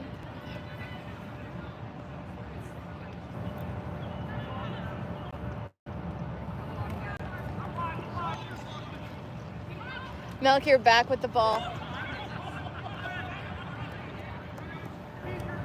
Looking for their opportunity. They are down a hoop, at a little bit of a disadvantage. Missed beat by Toronto. They are calling Toronto beat. Riff keeper Twaroski ends up with the ball. Riff taking some quick opportunities in transition here. Twaroski with a quick score before subbing out. The score is now 130-90. Riff employing the same strategy that they did in the first game. Chip away at that set score in the quaffle game. Use Rose Morgan in the seeker game to defend that flag runner. But score so many times that a flag catch isn't gonna make a difference.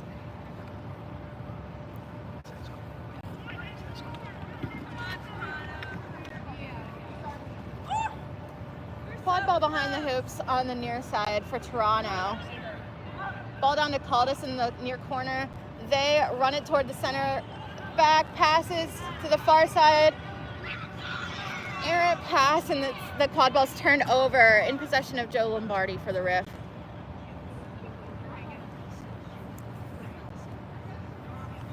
The Riff walking the ball up.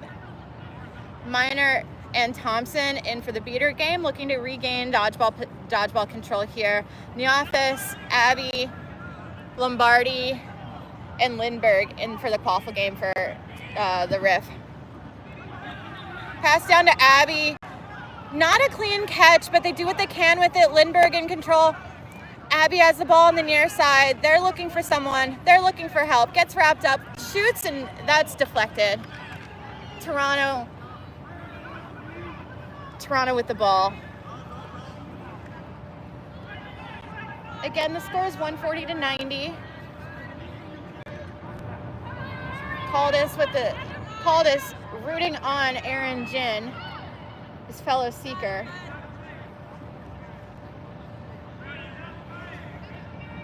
Caldas bringing the ball to the near side, defended by Joe Lombardi. Passes to McMillan, who passes behind. Matheson.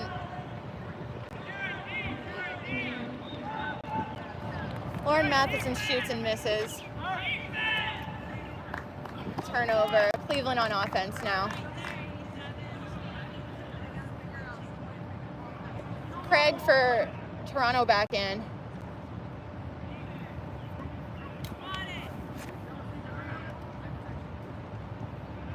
Toronto with control of those dodgeballs again.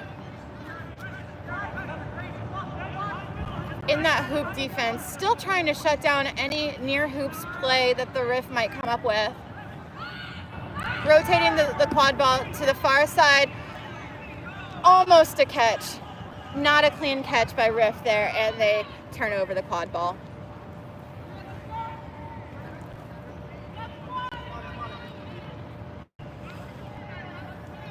In the quadball game for Toronto, they have Matheson, Caldas, Beakey, and number 49, Tanner Hill.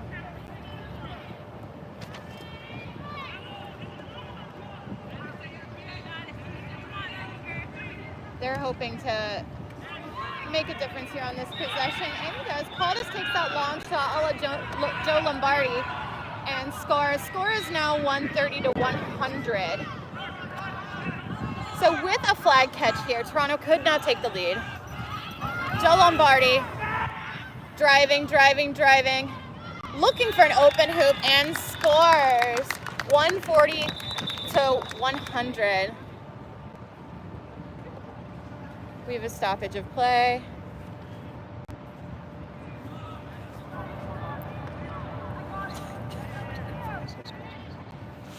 Yes, the set score is 160 this game, same exact as last game.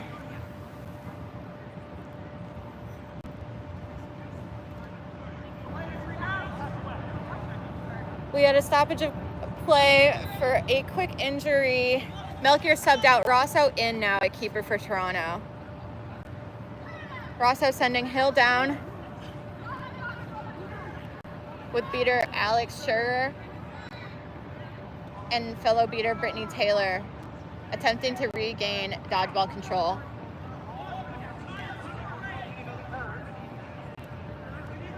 Beakey working Lindbergh on the far side. Rosso shoots, it's a miss. And a turnover on the far end.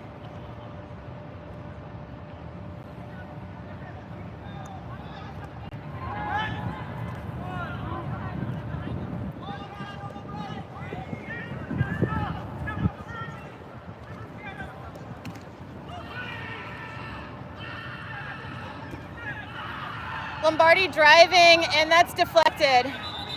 Stoppage of play.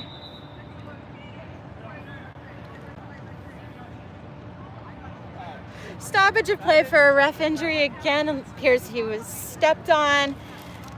Head ref Sean Fitzpatrick really just not having a whole lot of luck this game. He's down and receiving attention from the athletic directors. Hopefully he's okay and able to resume this game. I want to talk about the beater core for Riff right now. They have in right now Austin Howe and Ray Barnes, two veteran beaters with a long history with Cleveland Riff. Austin Howe is an interesting case. He did take last year off due to injury, but he is back and making just the same exact impact as he did before, not missing a beat. Rosso bringing up the ball for Toronto. Toronto subbed in their typical seeker, who you would expect to see, Christos Caldas. Rosso passing across to Tanner Hill, who tries to swipe it in, but it's not quite there. Collected by Riff. We have a stoppage. It looks like Hill landed a little funky. They will need to be subbed out. And we hope that they're okay.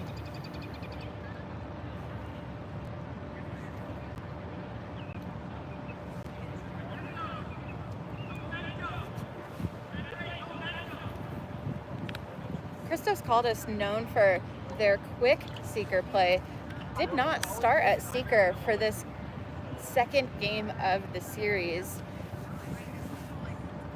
It seems that they were hoping to get more production out of him in the quadball game. However, the flag runner is still on the field, so they put him in at seeker, hoping that he can add to his 4 catches from 2024. Set score again is 160. Game score is 140 to 100. Cleveland Riff in the lead here as Tanner Hill has walked off the field. They will be replaced by Nathan Reed. Typically, we've seen him in the green headband today at keeper. subbing in here now at Chaser.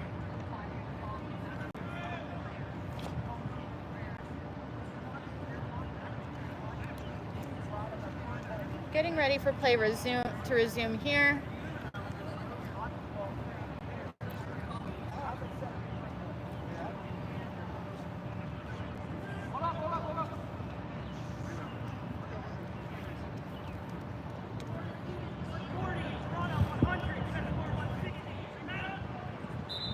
And we are back in action here in Cleveland from that stoppage.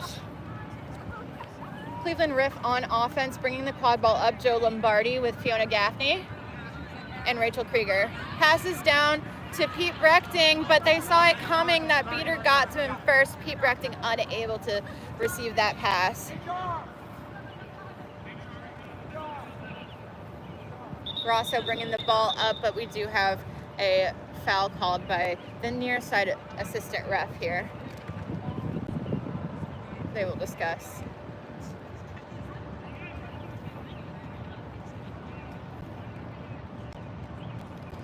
Again, set score 160. Cleveland Riff, 2 quad ball goals or 1 flag catch away from winning this second game. Toronto with a little bit of work yet to do in the second period here if they want to be the victors today. At 100, they have either 6 quad ball goals or a flag catch and a few more goals to steal this one from the Cleveland Riff. We do have Seeker for Cleveland Riff in the box, Rose Mornion for net contact. They will be in the box for 1 minute or until Toronto scores. This is a huge opportunity for Toronto. That leaves Caldas alone on the flag. Again, he's known for his quick flag catches, and he's swimming as Rosso carries the ball. He's on the near side of the quad ball game for Toronto. Passes across to Reed, who's looking to drive, looking for an open opportunity. Wrapped up by Lombardi, wrapped up by Brechting, beat by Howe. Rosso would be Fiona Gaffney with the ball now, looking for an opportunity. They're alone, one-on-one opportunity here. She looks for a shot and is deflected by Rosso. Rosso again bringing up the ball while Caldas is still alone with that flag runner.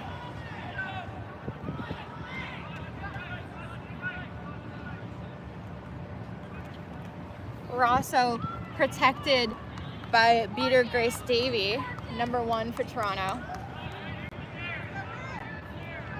While number 11, Alex Scherger, looks to regain dodgeball control. Quad ball back up to the top to Nathan Reed, number 12. Davies beat. Reed looks to drive, but they're beat. Mosley driving. Mosley scores. The score is now 150 to 100. Looks like we might have another flag catch here by Toronto. If so, that would be Erin Jin's second catch of the day. Referees discussing.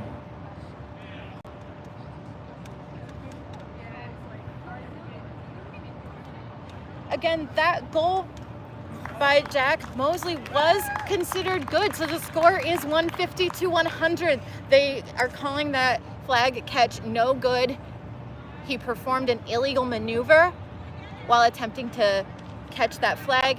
Jin will be sent back to hoops. Again, the score is 150 to 100. Cleveland Riff is 1 goal away from winning this game too.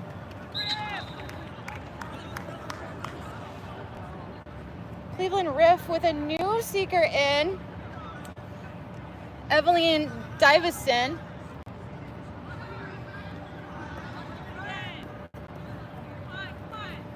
Rosso with the quad ball for Toronto. Passes the ball near to Craig. Pass across to Matheson.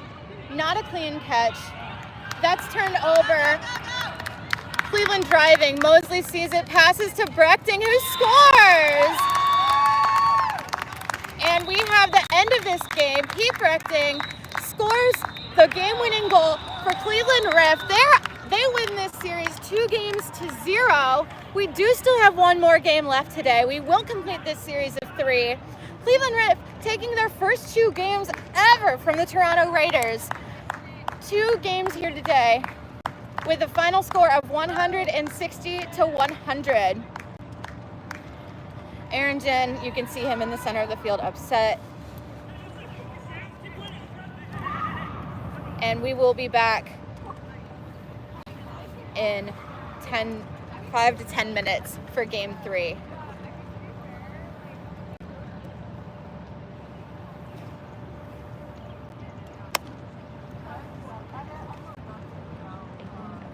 It just has their last name. Okay.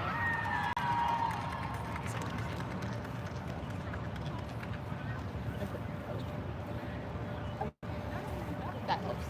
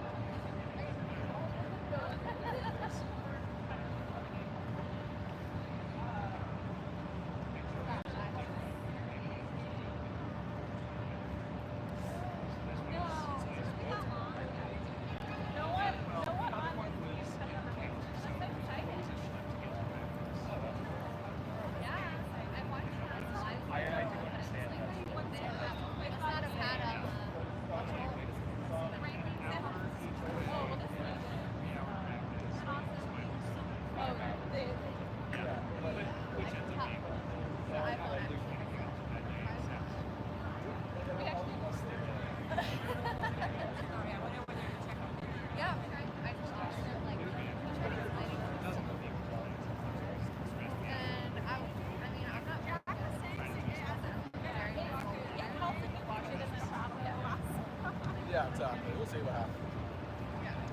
Yeah, so I'm like walking, like trying to figure out. I think I'm doing yeah, I think so. When I say I think about it, I have my debate. So they had basically what they thought of the games, from what I can understand. Allie, if you have any questions, take them up too. I might start to have a few years of watching your commentary, but oh yeah. And then I went to the newspaper and I basically figured out that I don't really. But this time I'm like, oh, okay, that's good. Yeah. It helps with their, goals or anything. Yeah. They're not great things. I'm super bad at like figuring out why they're working. Like sometimes rather than being thinking about saying you think about both sides. Yeah. Why they're happening. But otherwise, I'm like, yeah. Yeah, I don't know. It's awesome.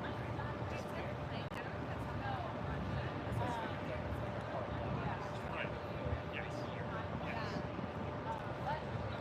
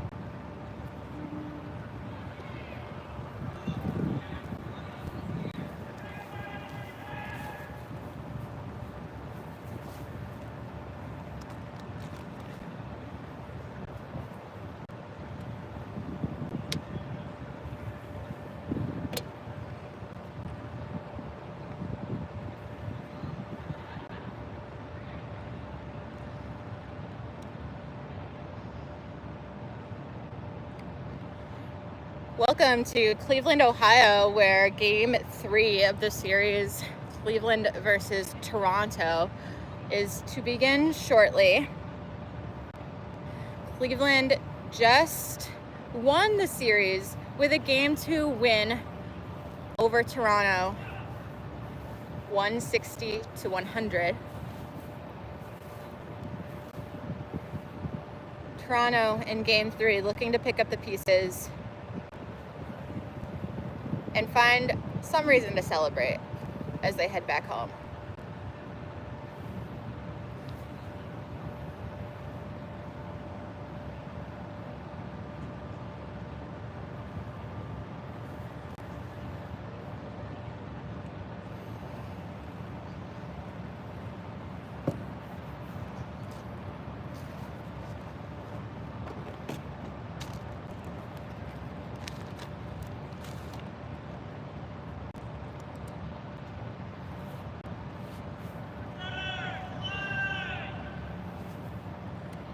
You may have heard head referee Sean Fitzpatrick calling starters to the line as we get started here imminently.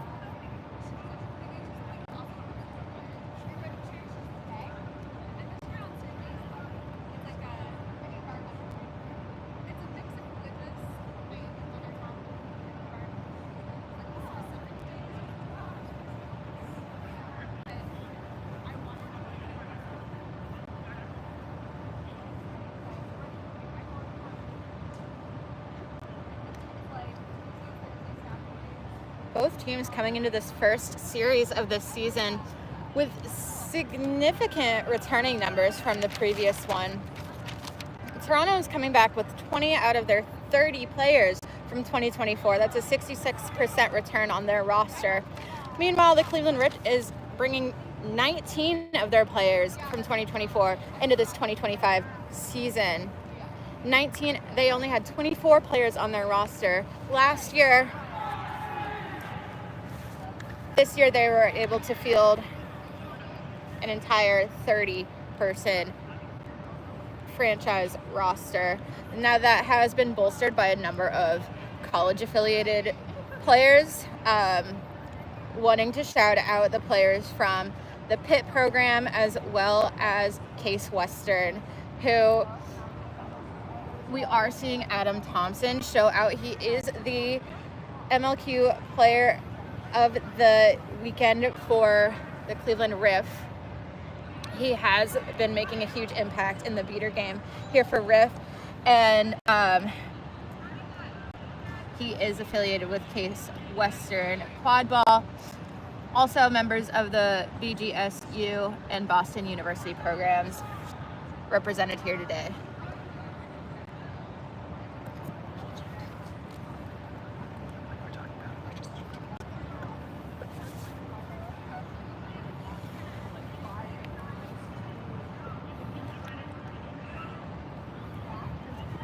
Sorry, I didn't know it was me.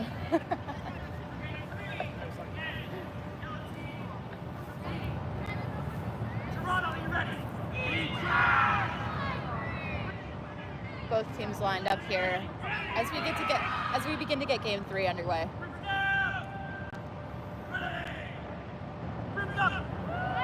And we're starting Game 3 of the day. Toronto hoping to get off to a fast start past number 18,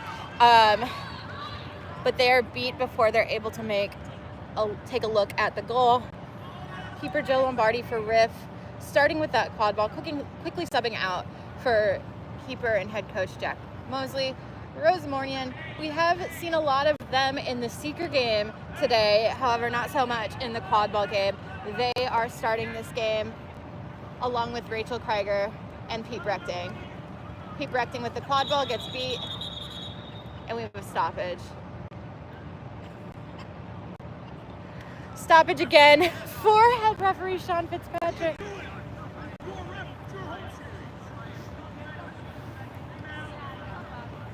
And looks like he's good to go. Pete Brereton got beat on that. Results in a quick turnover to Toronto, who is storming down the field. Errant pass. Craig passes back up to Melchior. Melchior spins, looking for that open middle hoop. They find it. The score is 10-0 Toronto.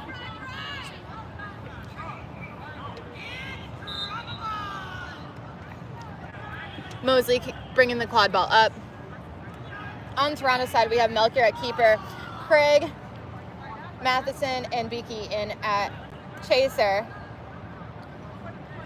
with Taylor and Sugar in the beater game.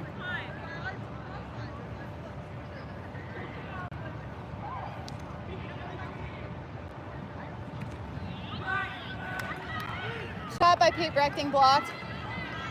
Collected by Toronto.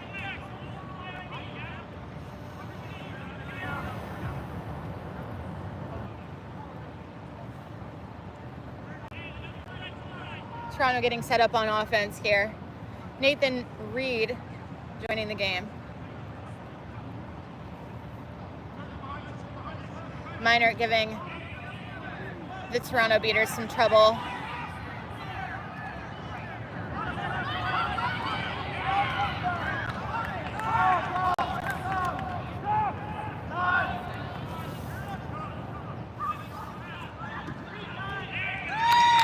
There's the shot they've been looking for. Pass across the field to Pete Brechting is good. Score is now 10-10.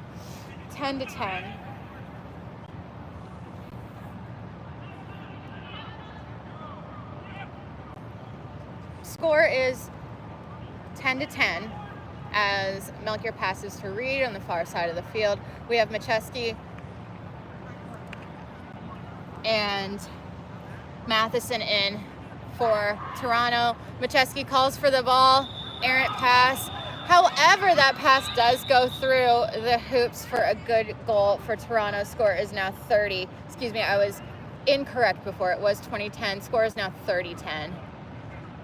If they confirm this goal good, they are saying the goal was no good. Perhaps they were beat before. Excuse me, we're having some trouble with the scoreboard. We'll confirm the score as soon as we can.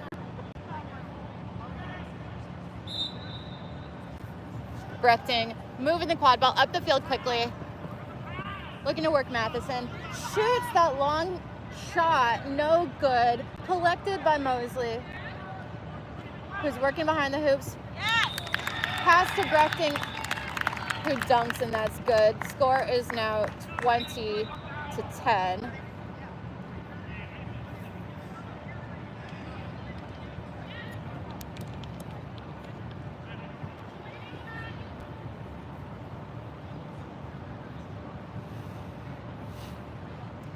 Reed carrying the quad ball up the field. Ball to the far side to Caldas. Across to Matheson. They're looking to see. Pass to Majeski, no good. Picked up by Neofis. Nowrosky for Riff with the ball now. Riff quickly moving up the field. There's a no dodgeball situation. Nowrosky getting worked by Reed. Nowrosky driving, and they find an open hoop. Score is now 30-10 Riff.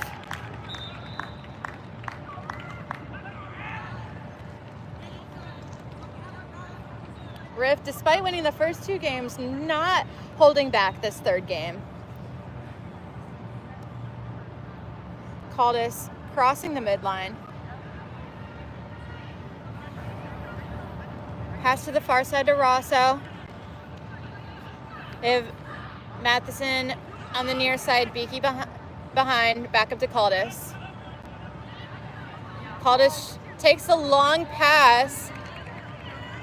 Not cleanly caught, and there's a beat which results in a turnover. Riff ball.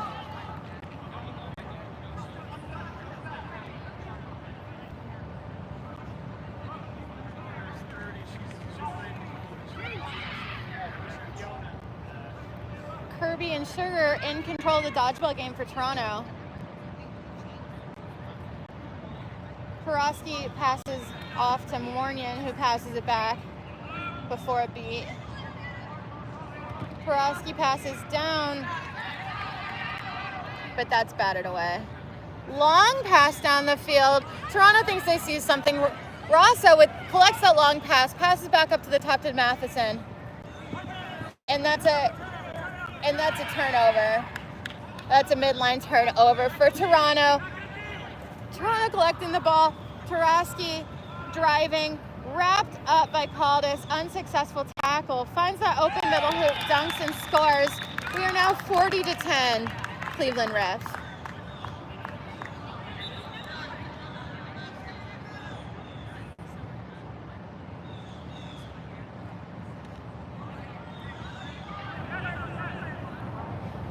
Beaky coming down behind the hoops for Toronto. Matheson on the near side.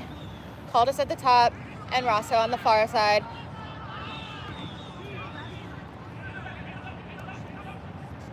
Rosso looking for a pass.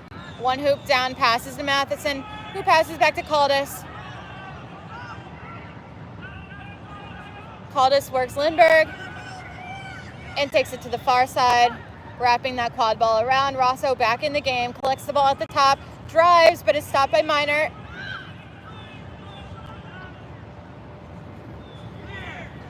Sugar catches that beat attempt. Quad ball on the far side in Caldas' hands, who's approached by Twarowski. Caldas finds the open hoop, but they're calling him no good. Beat before. Matheson with the quad ball, passes back up to the top. Toronto is now down to one available hoop to score on. Lindbergh tries to wrap up. Kirby beats Thompson. Rosso passes to Micheski, who passes down to Matheson. Krieger wrapping up. Neoffice cutting off any available pass. And Twarowski coming in to assist.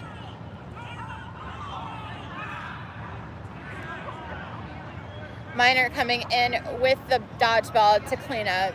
And we have a turnover. Cleveland Riff ball. Minor and Thompson in control of the dodgeballs for Riff now. On the Toronto side, we have Aaron O, Matheson, Micheski,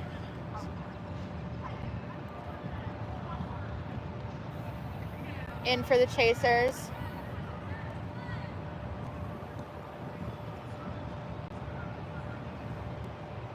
Will McMillan in at keeper for Toronto. We have a long shot by Brechting. No good. Collected by Lombardi, who passes down, tries to find Brechting in traffic and succeeds. Brechting finds that middle hoop and scores. Score is now 50-10 Riff.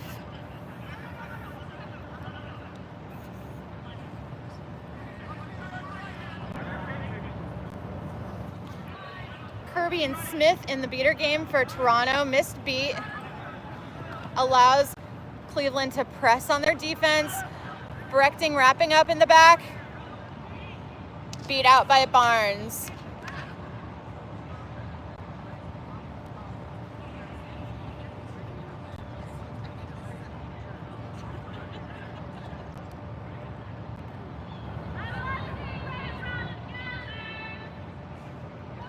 McMillan, Noftel, O, and Micheski in the quad ball game for Toronto.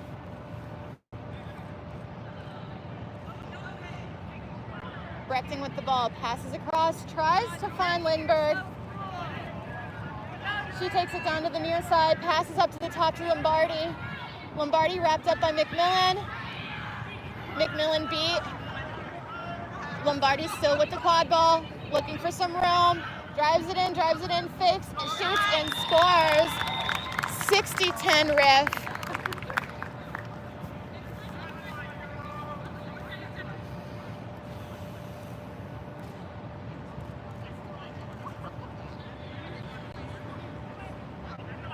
McMillan bringing the quad ball up for Toronto.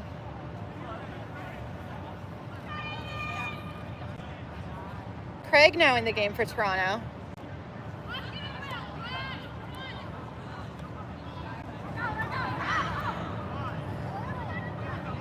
Lindbergh wrapping up. Ball now behind the hoops, wrapped up by Brechting.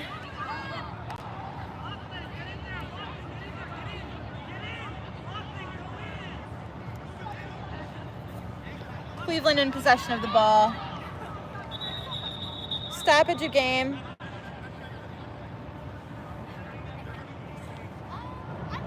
The near assistant ref was calling a foul, so we'll see what they have to say about that.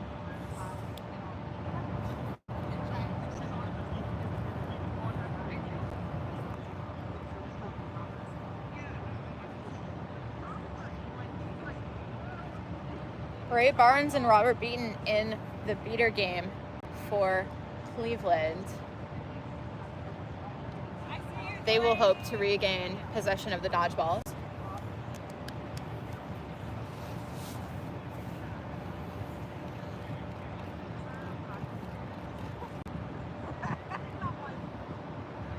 It looks like the call.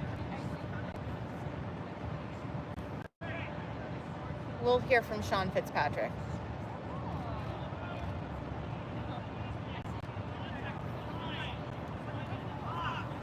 That will be a yellow card on Pete Brechting for contact from behind. He has 1 minute in the penalty box or until Toronto scores.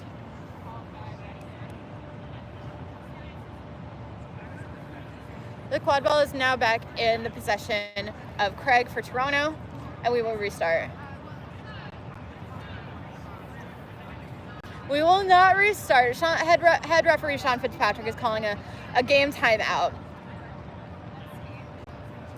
He's had a rough one here today. In terms of refereeing goes, this has been a lot of contact for him. So hopefully he's okay talking to the athletic trainer over there.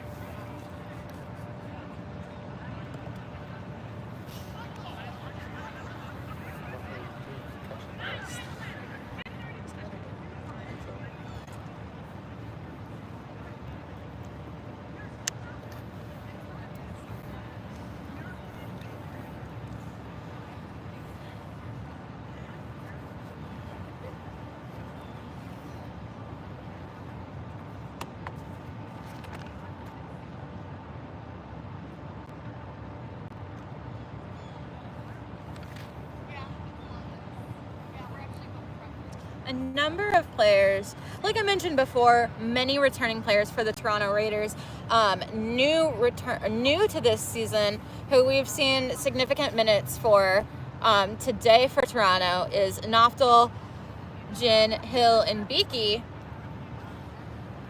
on the field, making a difference for Toronto, showing that despite their veteran presence, there's still room for those new players to come in and make a difference.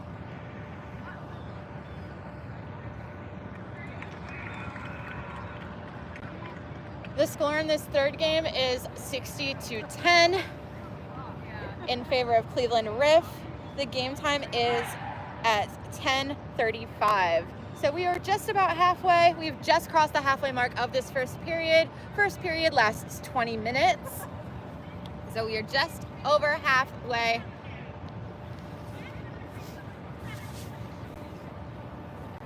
Members of the Riff have returned to the field,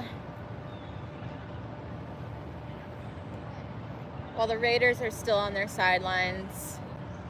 Sean Fitzpatrick still receiving some care.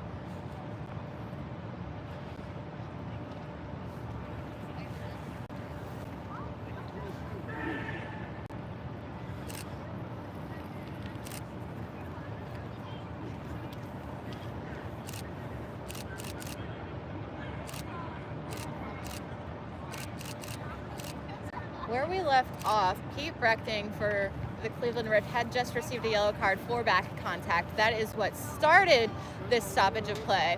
He is in the box for 1 minute or until Toronto scores. Toronto is now, that resulted in a quad ball turnover. Toronto now in possession of the quad ball.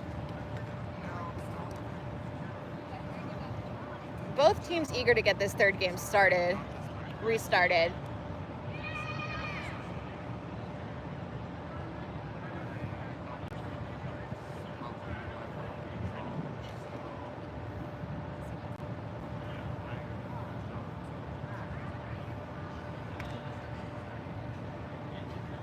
On the field for Toronto, we have keeper Tanner McMillan, chaser Lachlan Craig, beater Kieran Smith, beater Brittany Taylor, chaser Marissa Noftel, and chaser Madeline Macheski. For the Cleveland Riff, we have chaser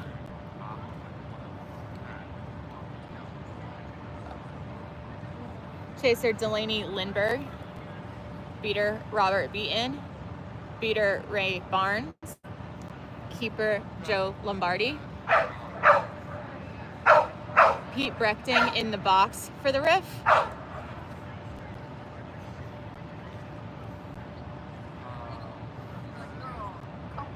with, I believe, Fiona Gaffney on the field as well for the Riff.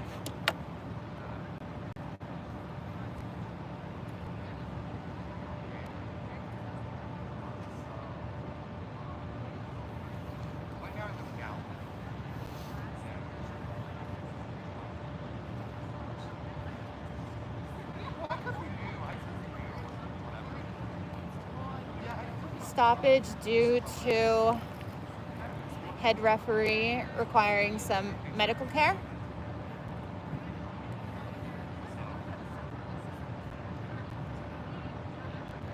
Both teams will be returning to their bench.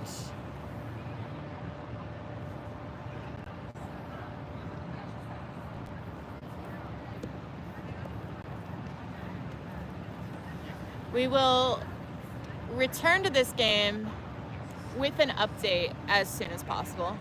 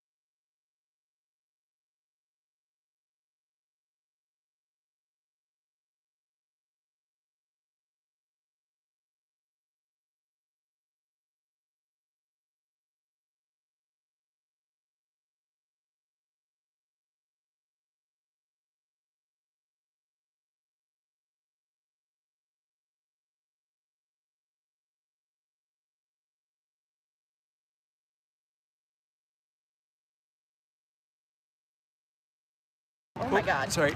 How do I? Okay. Great. My bad. We are returning to play here after a little bit of a longer stoppage. Game 3, Cleveland Riff versus Toronto Raiders. Score is 60 to 10 in favor of Cleveland Riff. We had a longer medical stoppage requiring teams to return to their benches. We are all good now. Everyone is ready to restart this game. Both teams eager to complete the third and final game of the day.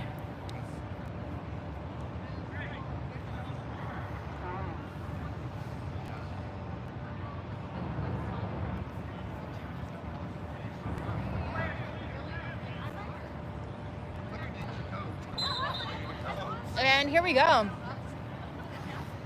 Chaser Craig with the ball for Toronto.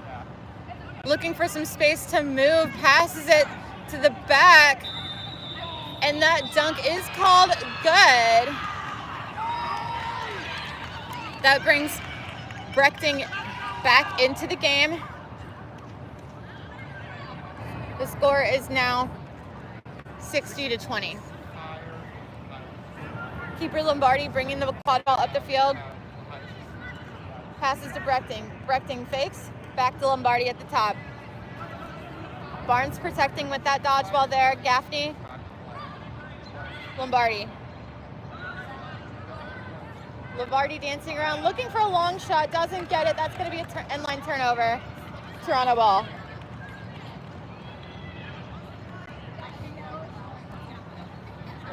Craig for Toronto now bringing up the ball with Macheski and McMillan. Taylor with the dodgeball.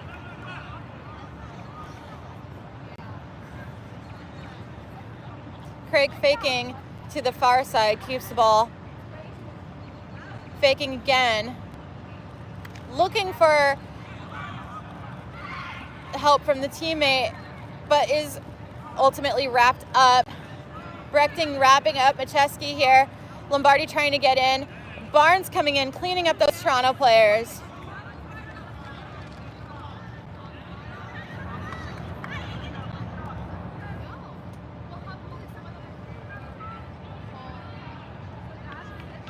We have Lindbergh near side, Brechting far side. Lombardi with the ball in the middle, heads far side. Passes to the back to Gaffney. Gaffney to Lindbergh. Lindbergh dunks and scores. The score is now 70 to 20. Riff.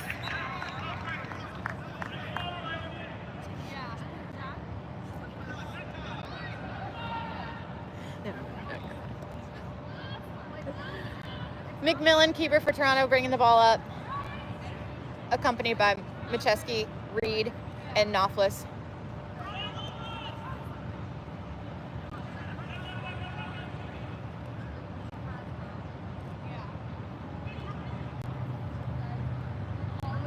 Reed with the ball now, across the field, passes to McMillan, looking for the hoop, who shoots and scores in traffic.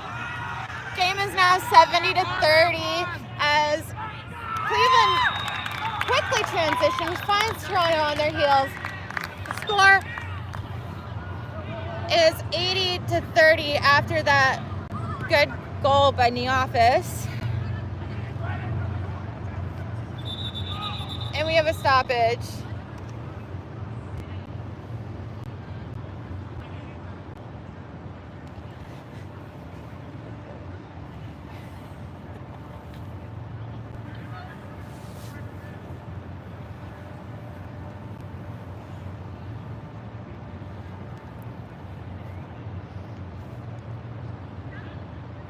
Based on the behavior of some Cleveland Riff players, it looks like there's a foul in the beater game, potentially on Rob Beaton.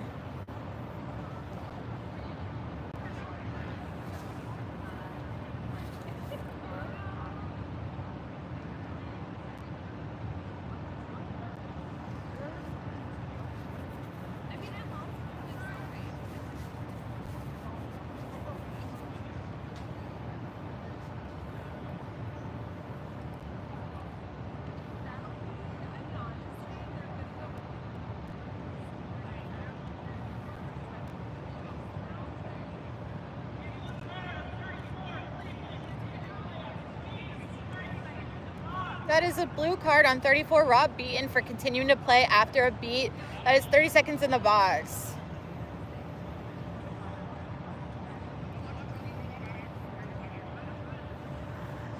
Nathan Reed for Toronto with the quad ball, accompanied on offense by Marissa Noftel and Siri Beakey. Dodgeballs were turned over. Alex Sugar, Brittany Taylor with the dodgeballs for Toronto. Reed looking for an open opportunity. Neofis tries wrapping up, but is unsuccessful. Reed with the goal. Score is now 80-40.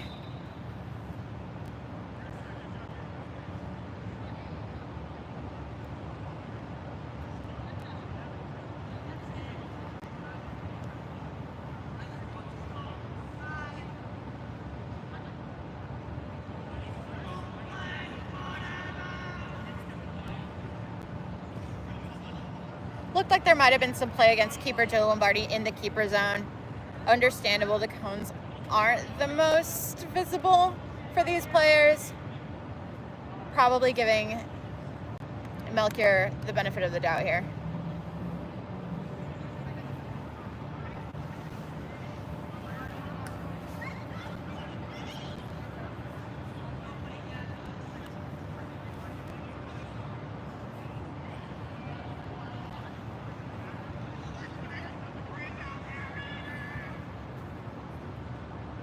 Referee's taking some time to clean up that line.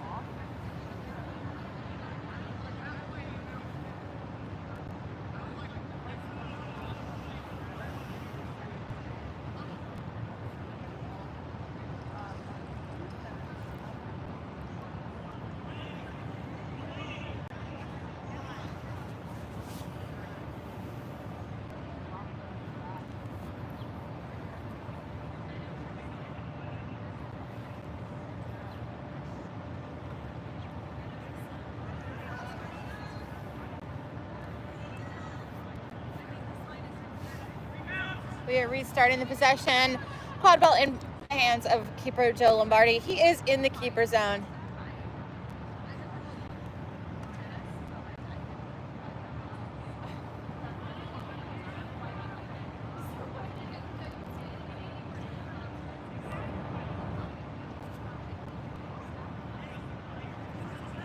Scores 80-40 Cleveland Riff.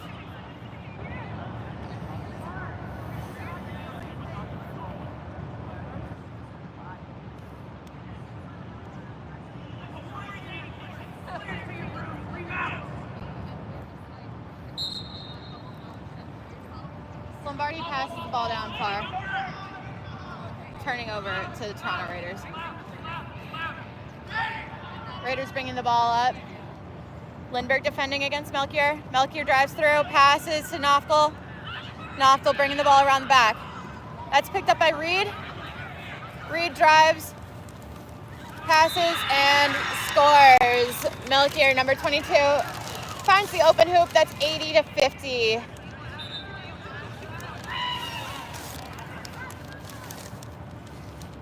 Austin Howe and Lacey Hutchman coming into the feeder game for Cleveland,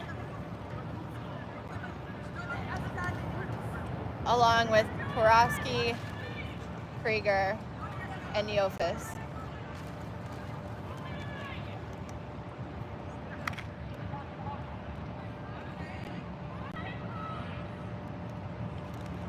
Porowski walking the quad ball up nearly to the keeper zone of Toronto.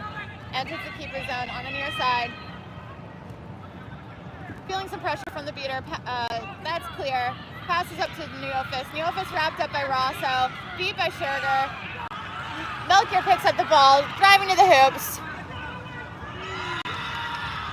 And scores. It's now 80-60. Cleveland Riff.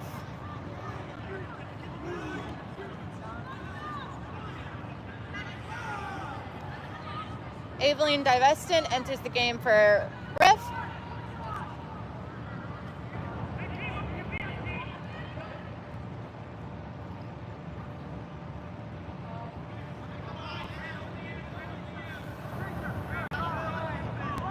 directing passes behind to Divestin. Not a clean catch. Turnover. Toronto looking to pick up the pace on offense here. Passes down to Rosso. Rosso drive. Waiting for some teammates for assistance, and we do have an injury on the field. Cleveland Riff beater is down. Toronto doing a little bit of a comeback here. Score is 80-60. Wouldn't say that that's been the vibe of this game so far. It looks like coming out of that long stoppage, Toronto's ready, with Riff being a little bit on the slow side to re-enter the game.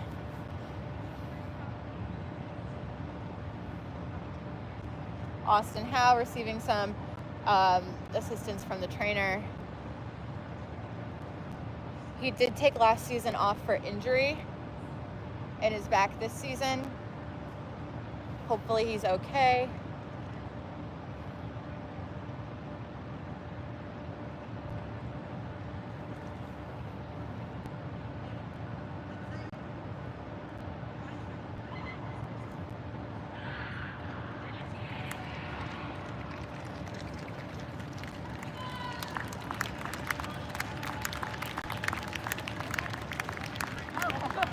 Howe able to walk off the field. It looks like it was his arm that was affected. His previous injury was to his lower limb. Kevin O coming into the game to replace him. We are at 16:05 game time out of 20 minutes. Just under 4 minutes left in the first period.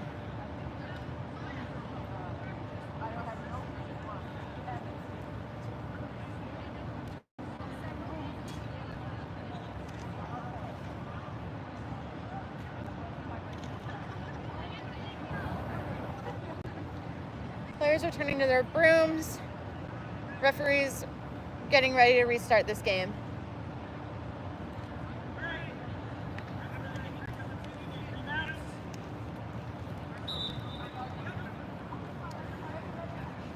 Rosso returning to the top of the field, passing down to Macheski, who carries the quad ball deep into the corner. Macheski brings it back in, passes to the top up to Rosso. Rosso does have Caldas now on the far side. Tries to pass to Macheski. Not a clean catch. Able to be picked off by Bretting, who's taking the opportunity to storm down the field coast to coast and scores. Score is now 90-60, Cleveland Riff.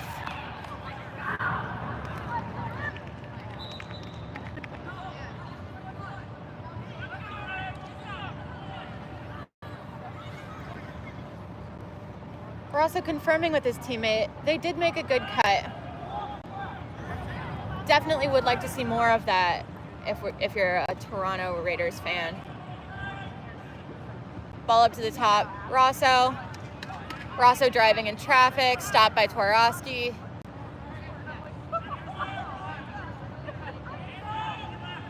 Rosso shooting and missing, picked up by Knoffel. Knoffel dancing, passing back up to the top.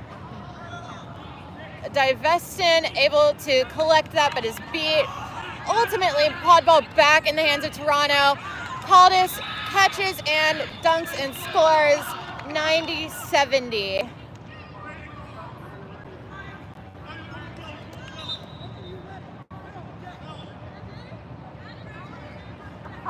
Fiona Gaffney entering the game for Cleveland, along with Rachel Krieger, Neofis, and Twarowski in the qualifier game. Kevin O and Emma Mio in the dodgeball game. We have reached 18 minutes of game time in this first period. Neofis with the ball, looking for an opportunity, passes back to Twarowski. Twarowski drives. There's traffic, passes to Neofis. Neofis shoots, scores, but they're beat before That is no good. Beat before.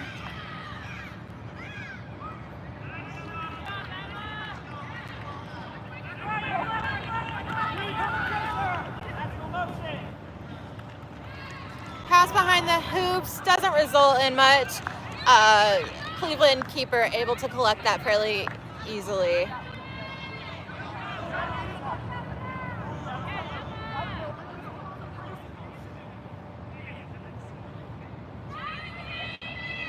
We are at 19 minutes, 1 minute left of gameplay in the first period.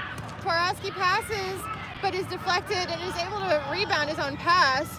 Driving, shoots and misses just under the hoop. Collected by Gaffney, who passes to the hoops. That's no good. Looked like it might have gone through or could have had a chance to go through, but it doesn't. Toronto driving, they see an opportunity. Shoots, not a clean catch. Beat by O.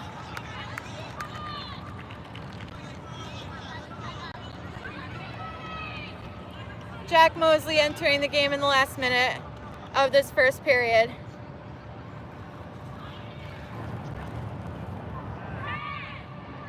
Seconds left. This is going to be the last possession of this first period. Riff definitely want to try and get dodgeball control here before the seekers come out. Pass across, that's open. Neofis shoots and scores. We are entering the second period with a score of 100-70. So once again, set score in this third game of the series is going to be the same as the first two. Set score, it will be 160 points.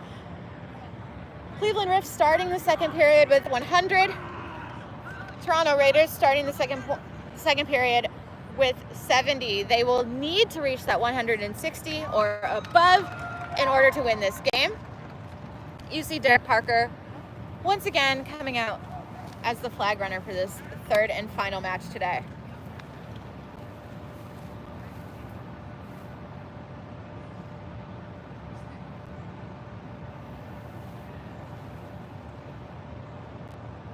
Now these Seekers today have had a hard time dealing with Parker.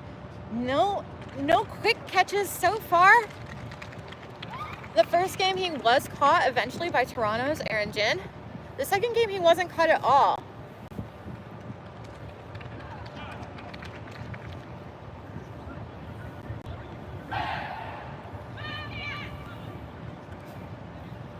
So any teams hoping to come in today and get some quick points on a quick and easy snitch catch, it just doesn't seem to be in the cards. But we'll see in this game 3. We'll see if it mirrors games 1 and 2 or if the story's different here. Everyone's a little bit tired, including the flag runner. That may shake some things up. Cleveland Riff back on the field, Toronto taking their time. They definitely have a lot to talk about going into this second period. Once again, set score is 160. Cleveland Riff at 100 points. Toronto Raiders at 70. Starting seeker for Cleveland Riff. Riff, again, third game in a row, Rose Murnian.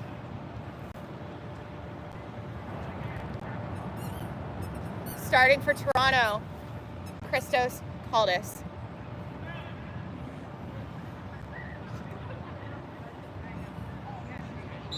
And we are starting the second period here in Cleveland, game 3. Toronto with the ball, McMillan carrying the quad ball up, crossing half pitch. Toronto with dodgeball control. That gives them an advantage in the seeker and frankly quad ball game. Light pass doesn't really go anywhere, is collected by Cleveland. Mosley carrying up the pitch. Macheski giving him some trouble. He's running into traffic. Passes behind the hoops to Gaffney, who passes back across to Lindbergh. Lindbergh doesn't catch clean, and that is turned over. Nafta with the quad ball for Toronto, carrying up, heading toward the half pitch line. Kaldis alone with the flag runner at this point. Melchior with the quad ball as they cross half pitch. Macheski heading down behind the hoops. Melchior taking their time. Passing far, finds Macheski, who finds an open hoop and scores. Scores now 100 to 80. Mosley taking advantage of that transition and gets a goal for themselves. Goes down in the process. So that goal was good. Score is now 110 to, it should be 80. Can't tell if that says 90 or 80. It should be 80.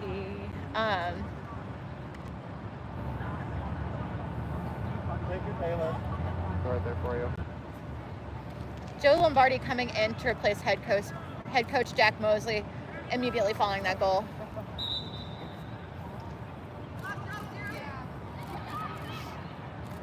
Riff heading back to set up their strong defense. Melchior crossing half pitch, passes to Reed. Reed far side. Lindbergh giving them some trouble. Lombardi trying to pick off that pass. A little bit of a wild pass down the field, and that is turned over on the end line. They might have just been trying to give themselves some time to sub and make sure that Riff wasn't able to make a quick transition goal. Lombardi crossing the half pitch line with the quad ball. Aaron Ginn, the sole flag catcher today in the game now for Toronto. Lombardi juking, faking, looking for a pass, looking for a goal, and he is successful. Finds that far hoop for another score of 12 to 8, 120 to 80. Melchior driving, dragging Lombardi across, passes to Reed, who's able to continue that drive and find an open hoop. 12 to 9, 120 to 90.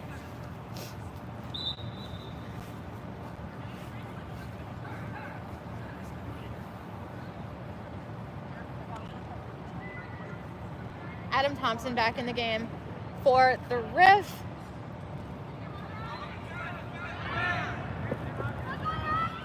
Lindbergh on the near side. Finds Lombardi at the top. Lombardi taking some space, passes to the far side to Lindbergh. Passing down to Abby, who passes back up in trouble. Brechting picking up the pieces, not really finding anything, passing to half field where Lombardi collects. Lombardi's getting wrapped up, doesn't have a lot of help, loses the quad ball.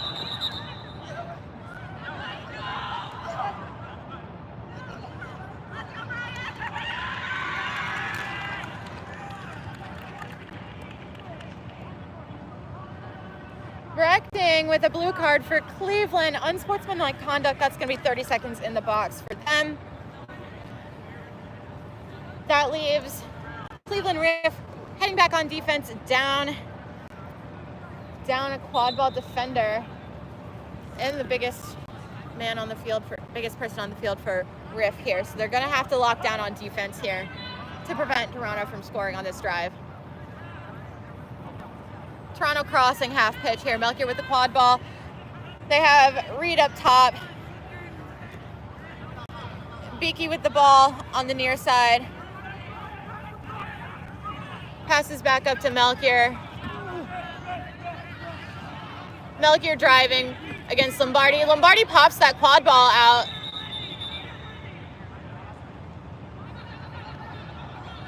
Stoppage of play.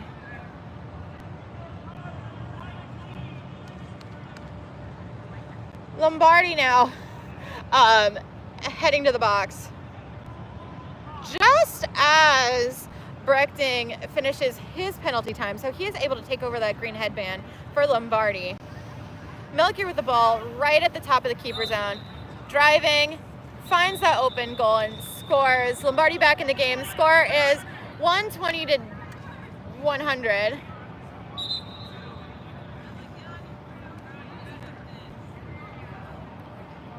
Toronto's still with bludger control. They have had bludger control for the vast majority of this second period. That's keeping the game tight. Lombardi up to Brechting. Brechting calling for help in the beater game. Lombardi at the top. has Lindbergh close to a hoop, but Toronto's tight hoop defense isn't leaving that open. Abby on the near side. Lombardi shakes the defender, shoots, and that's deflected. Collected by Toronto.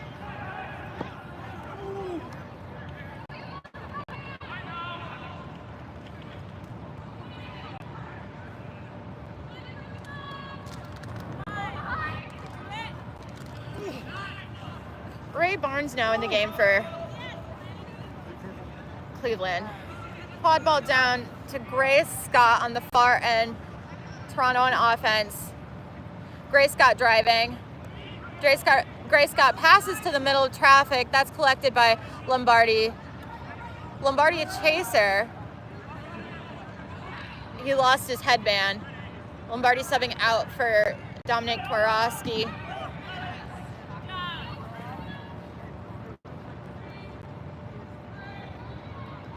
Ball is crossed half pitch. Brechting carrying up, directing his quad ball teammates. Over to Twarowski on the far side. Back to Brechting on the near side, top. He's wrapped up by McMillan, looking for help. Pass to Lindbergh, who is open and dunks and scores 130 to 100. Set score is 160. Riff is 3 quad ball points or a flag catch away from winning this third and final game. Pass down. There's pass in traffic. That offensive possession didn't lead to much for Toronto. Injury in the Seeger game.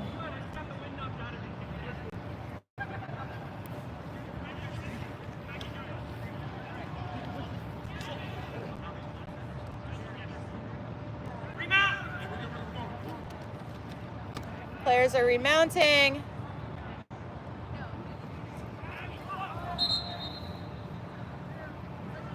And Riff with possession of the quad ball.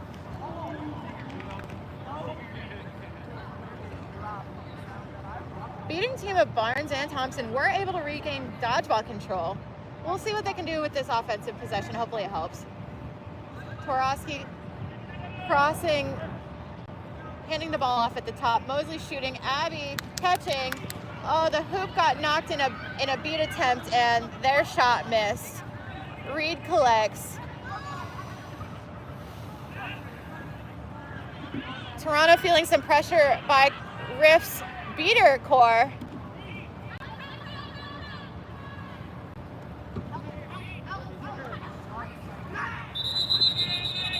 And we're gonna have some net contact here in that wrap-up attempt.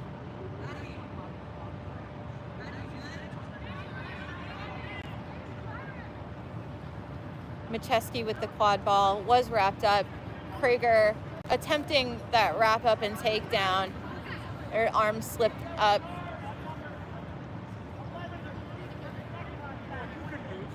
Krieger will receive 1 minute of penalty time in the box.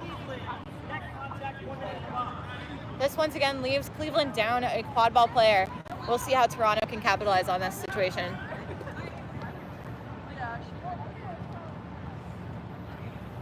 They are down a quad ball player and no bludgers. Adam Thompson looking to collect a bludger dodgeball. Rosso shoots and misses. Collected by Mosley. Mosley looking to do it alone. Attempted beat is missed.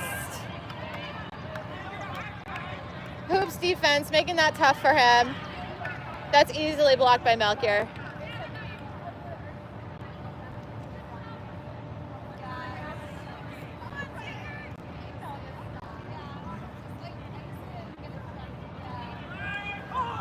Macheski on the near side. Matheson, Melchior, and Rosso in for Toronto. Toronto passes up to Melchior. Melchior drives. Wrapped up by Mosley. Shoots, misses. Rosso passes to Macheski, who finds an open hoop and scores. Scores now 130 to 110. Set score is 160.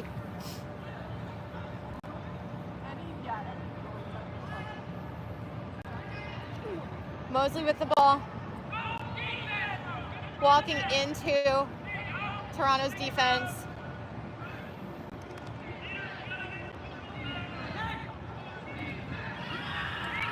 MLQ deflects that pass. Easy to collect. Not a lot of movement on that Cleveland Riff offense. I'd like to see them moving around, giving their teammates some more passing options. Caldas doing work in the seeker game. Starting seeker for Toronto this game. Derek giving him some trouble. Matheson with the ball passes. That's deflected by Twarowski. Cleveland with the quad ball now. Twarowski passing half pitch. Looking for an opening. Looking for a transition score here. Wrapped up by Melchior. Twarowski loses the ball. Collected by Matheson. And we have a stoppage of play.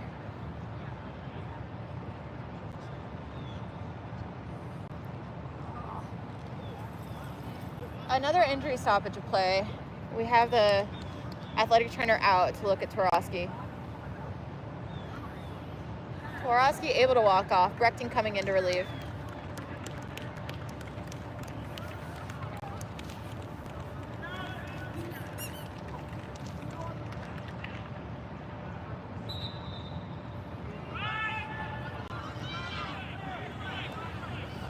Toronto looking for a fast break opportunity, and they find it. Melchior there with the score. That is 130 to 120. This game is certainly within reach for them. Toronto with dodgeball control. Lombardi coming back into the game at keeper, accompanied by Krieger, Gaffney, and Brechting on offense. Miner and Thompson doing work in the beater game for Riff as well. Murnion's still in at seeker. Lombardi shoots and scores. His bread and butter. That's been perfect for him today. 140 to 120, Cleveland Riff. They're just 2 quad ball goals or a flag catch away from ending this game. Aaron Jin returning to the game in the seeker role for Toronto. Toronto's Craig coming up with the quad ball, accompanied by McMillan, Beakey, and Naftal.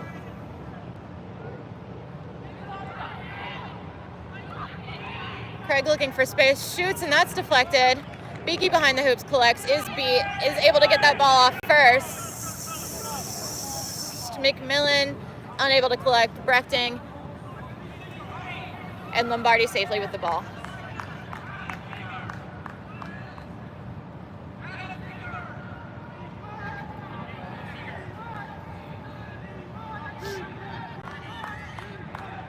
Cleveland Riff setting up their offense here, but that's really just giving Lombardi the opportunity to bring this game into within 1 goal of winning, of sweeping the Toronto Raiders. The score is 150 to 120. Set score is 160.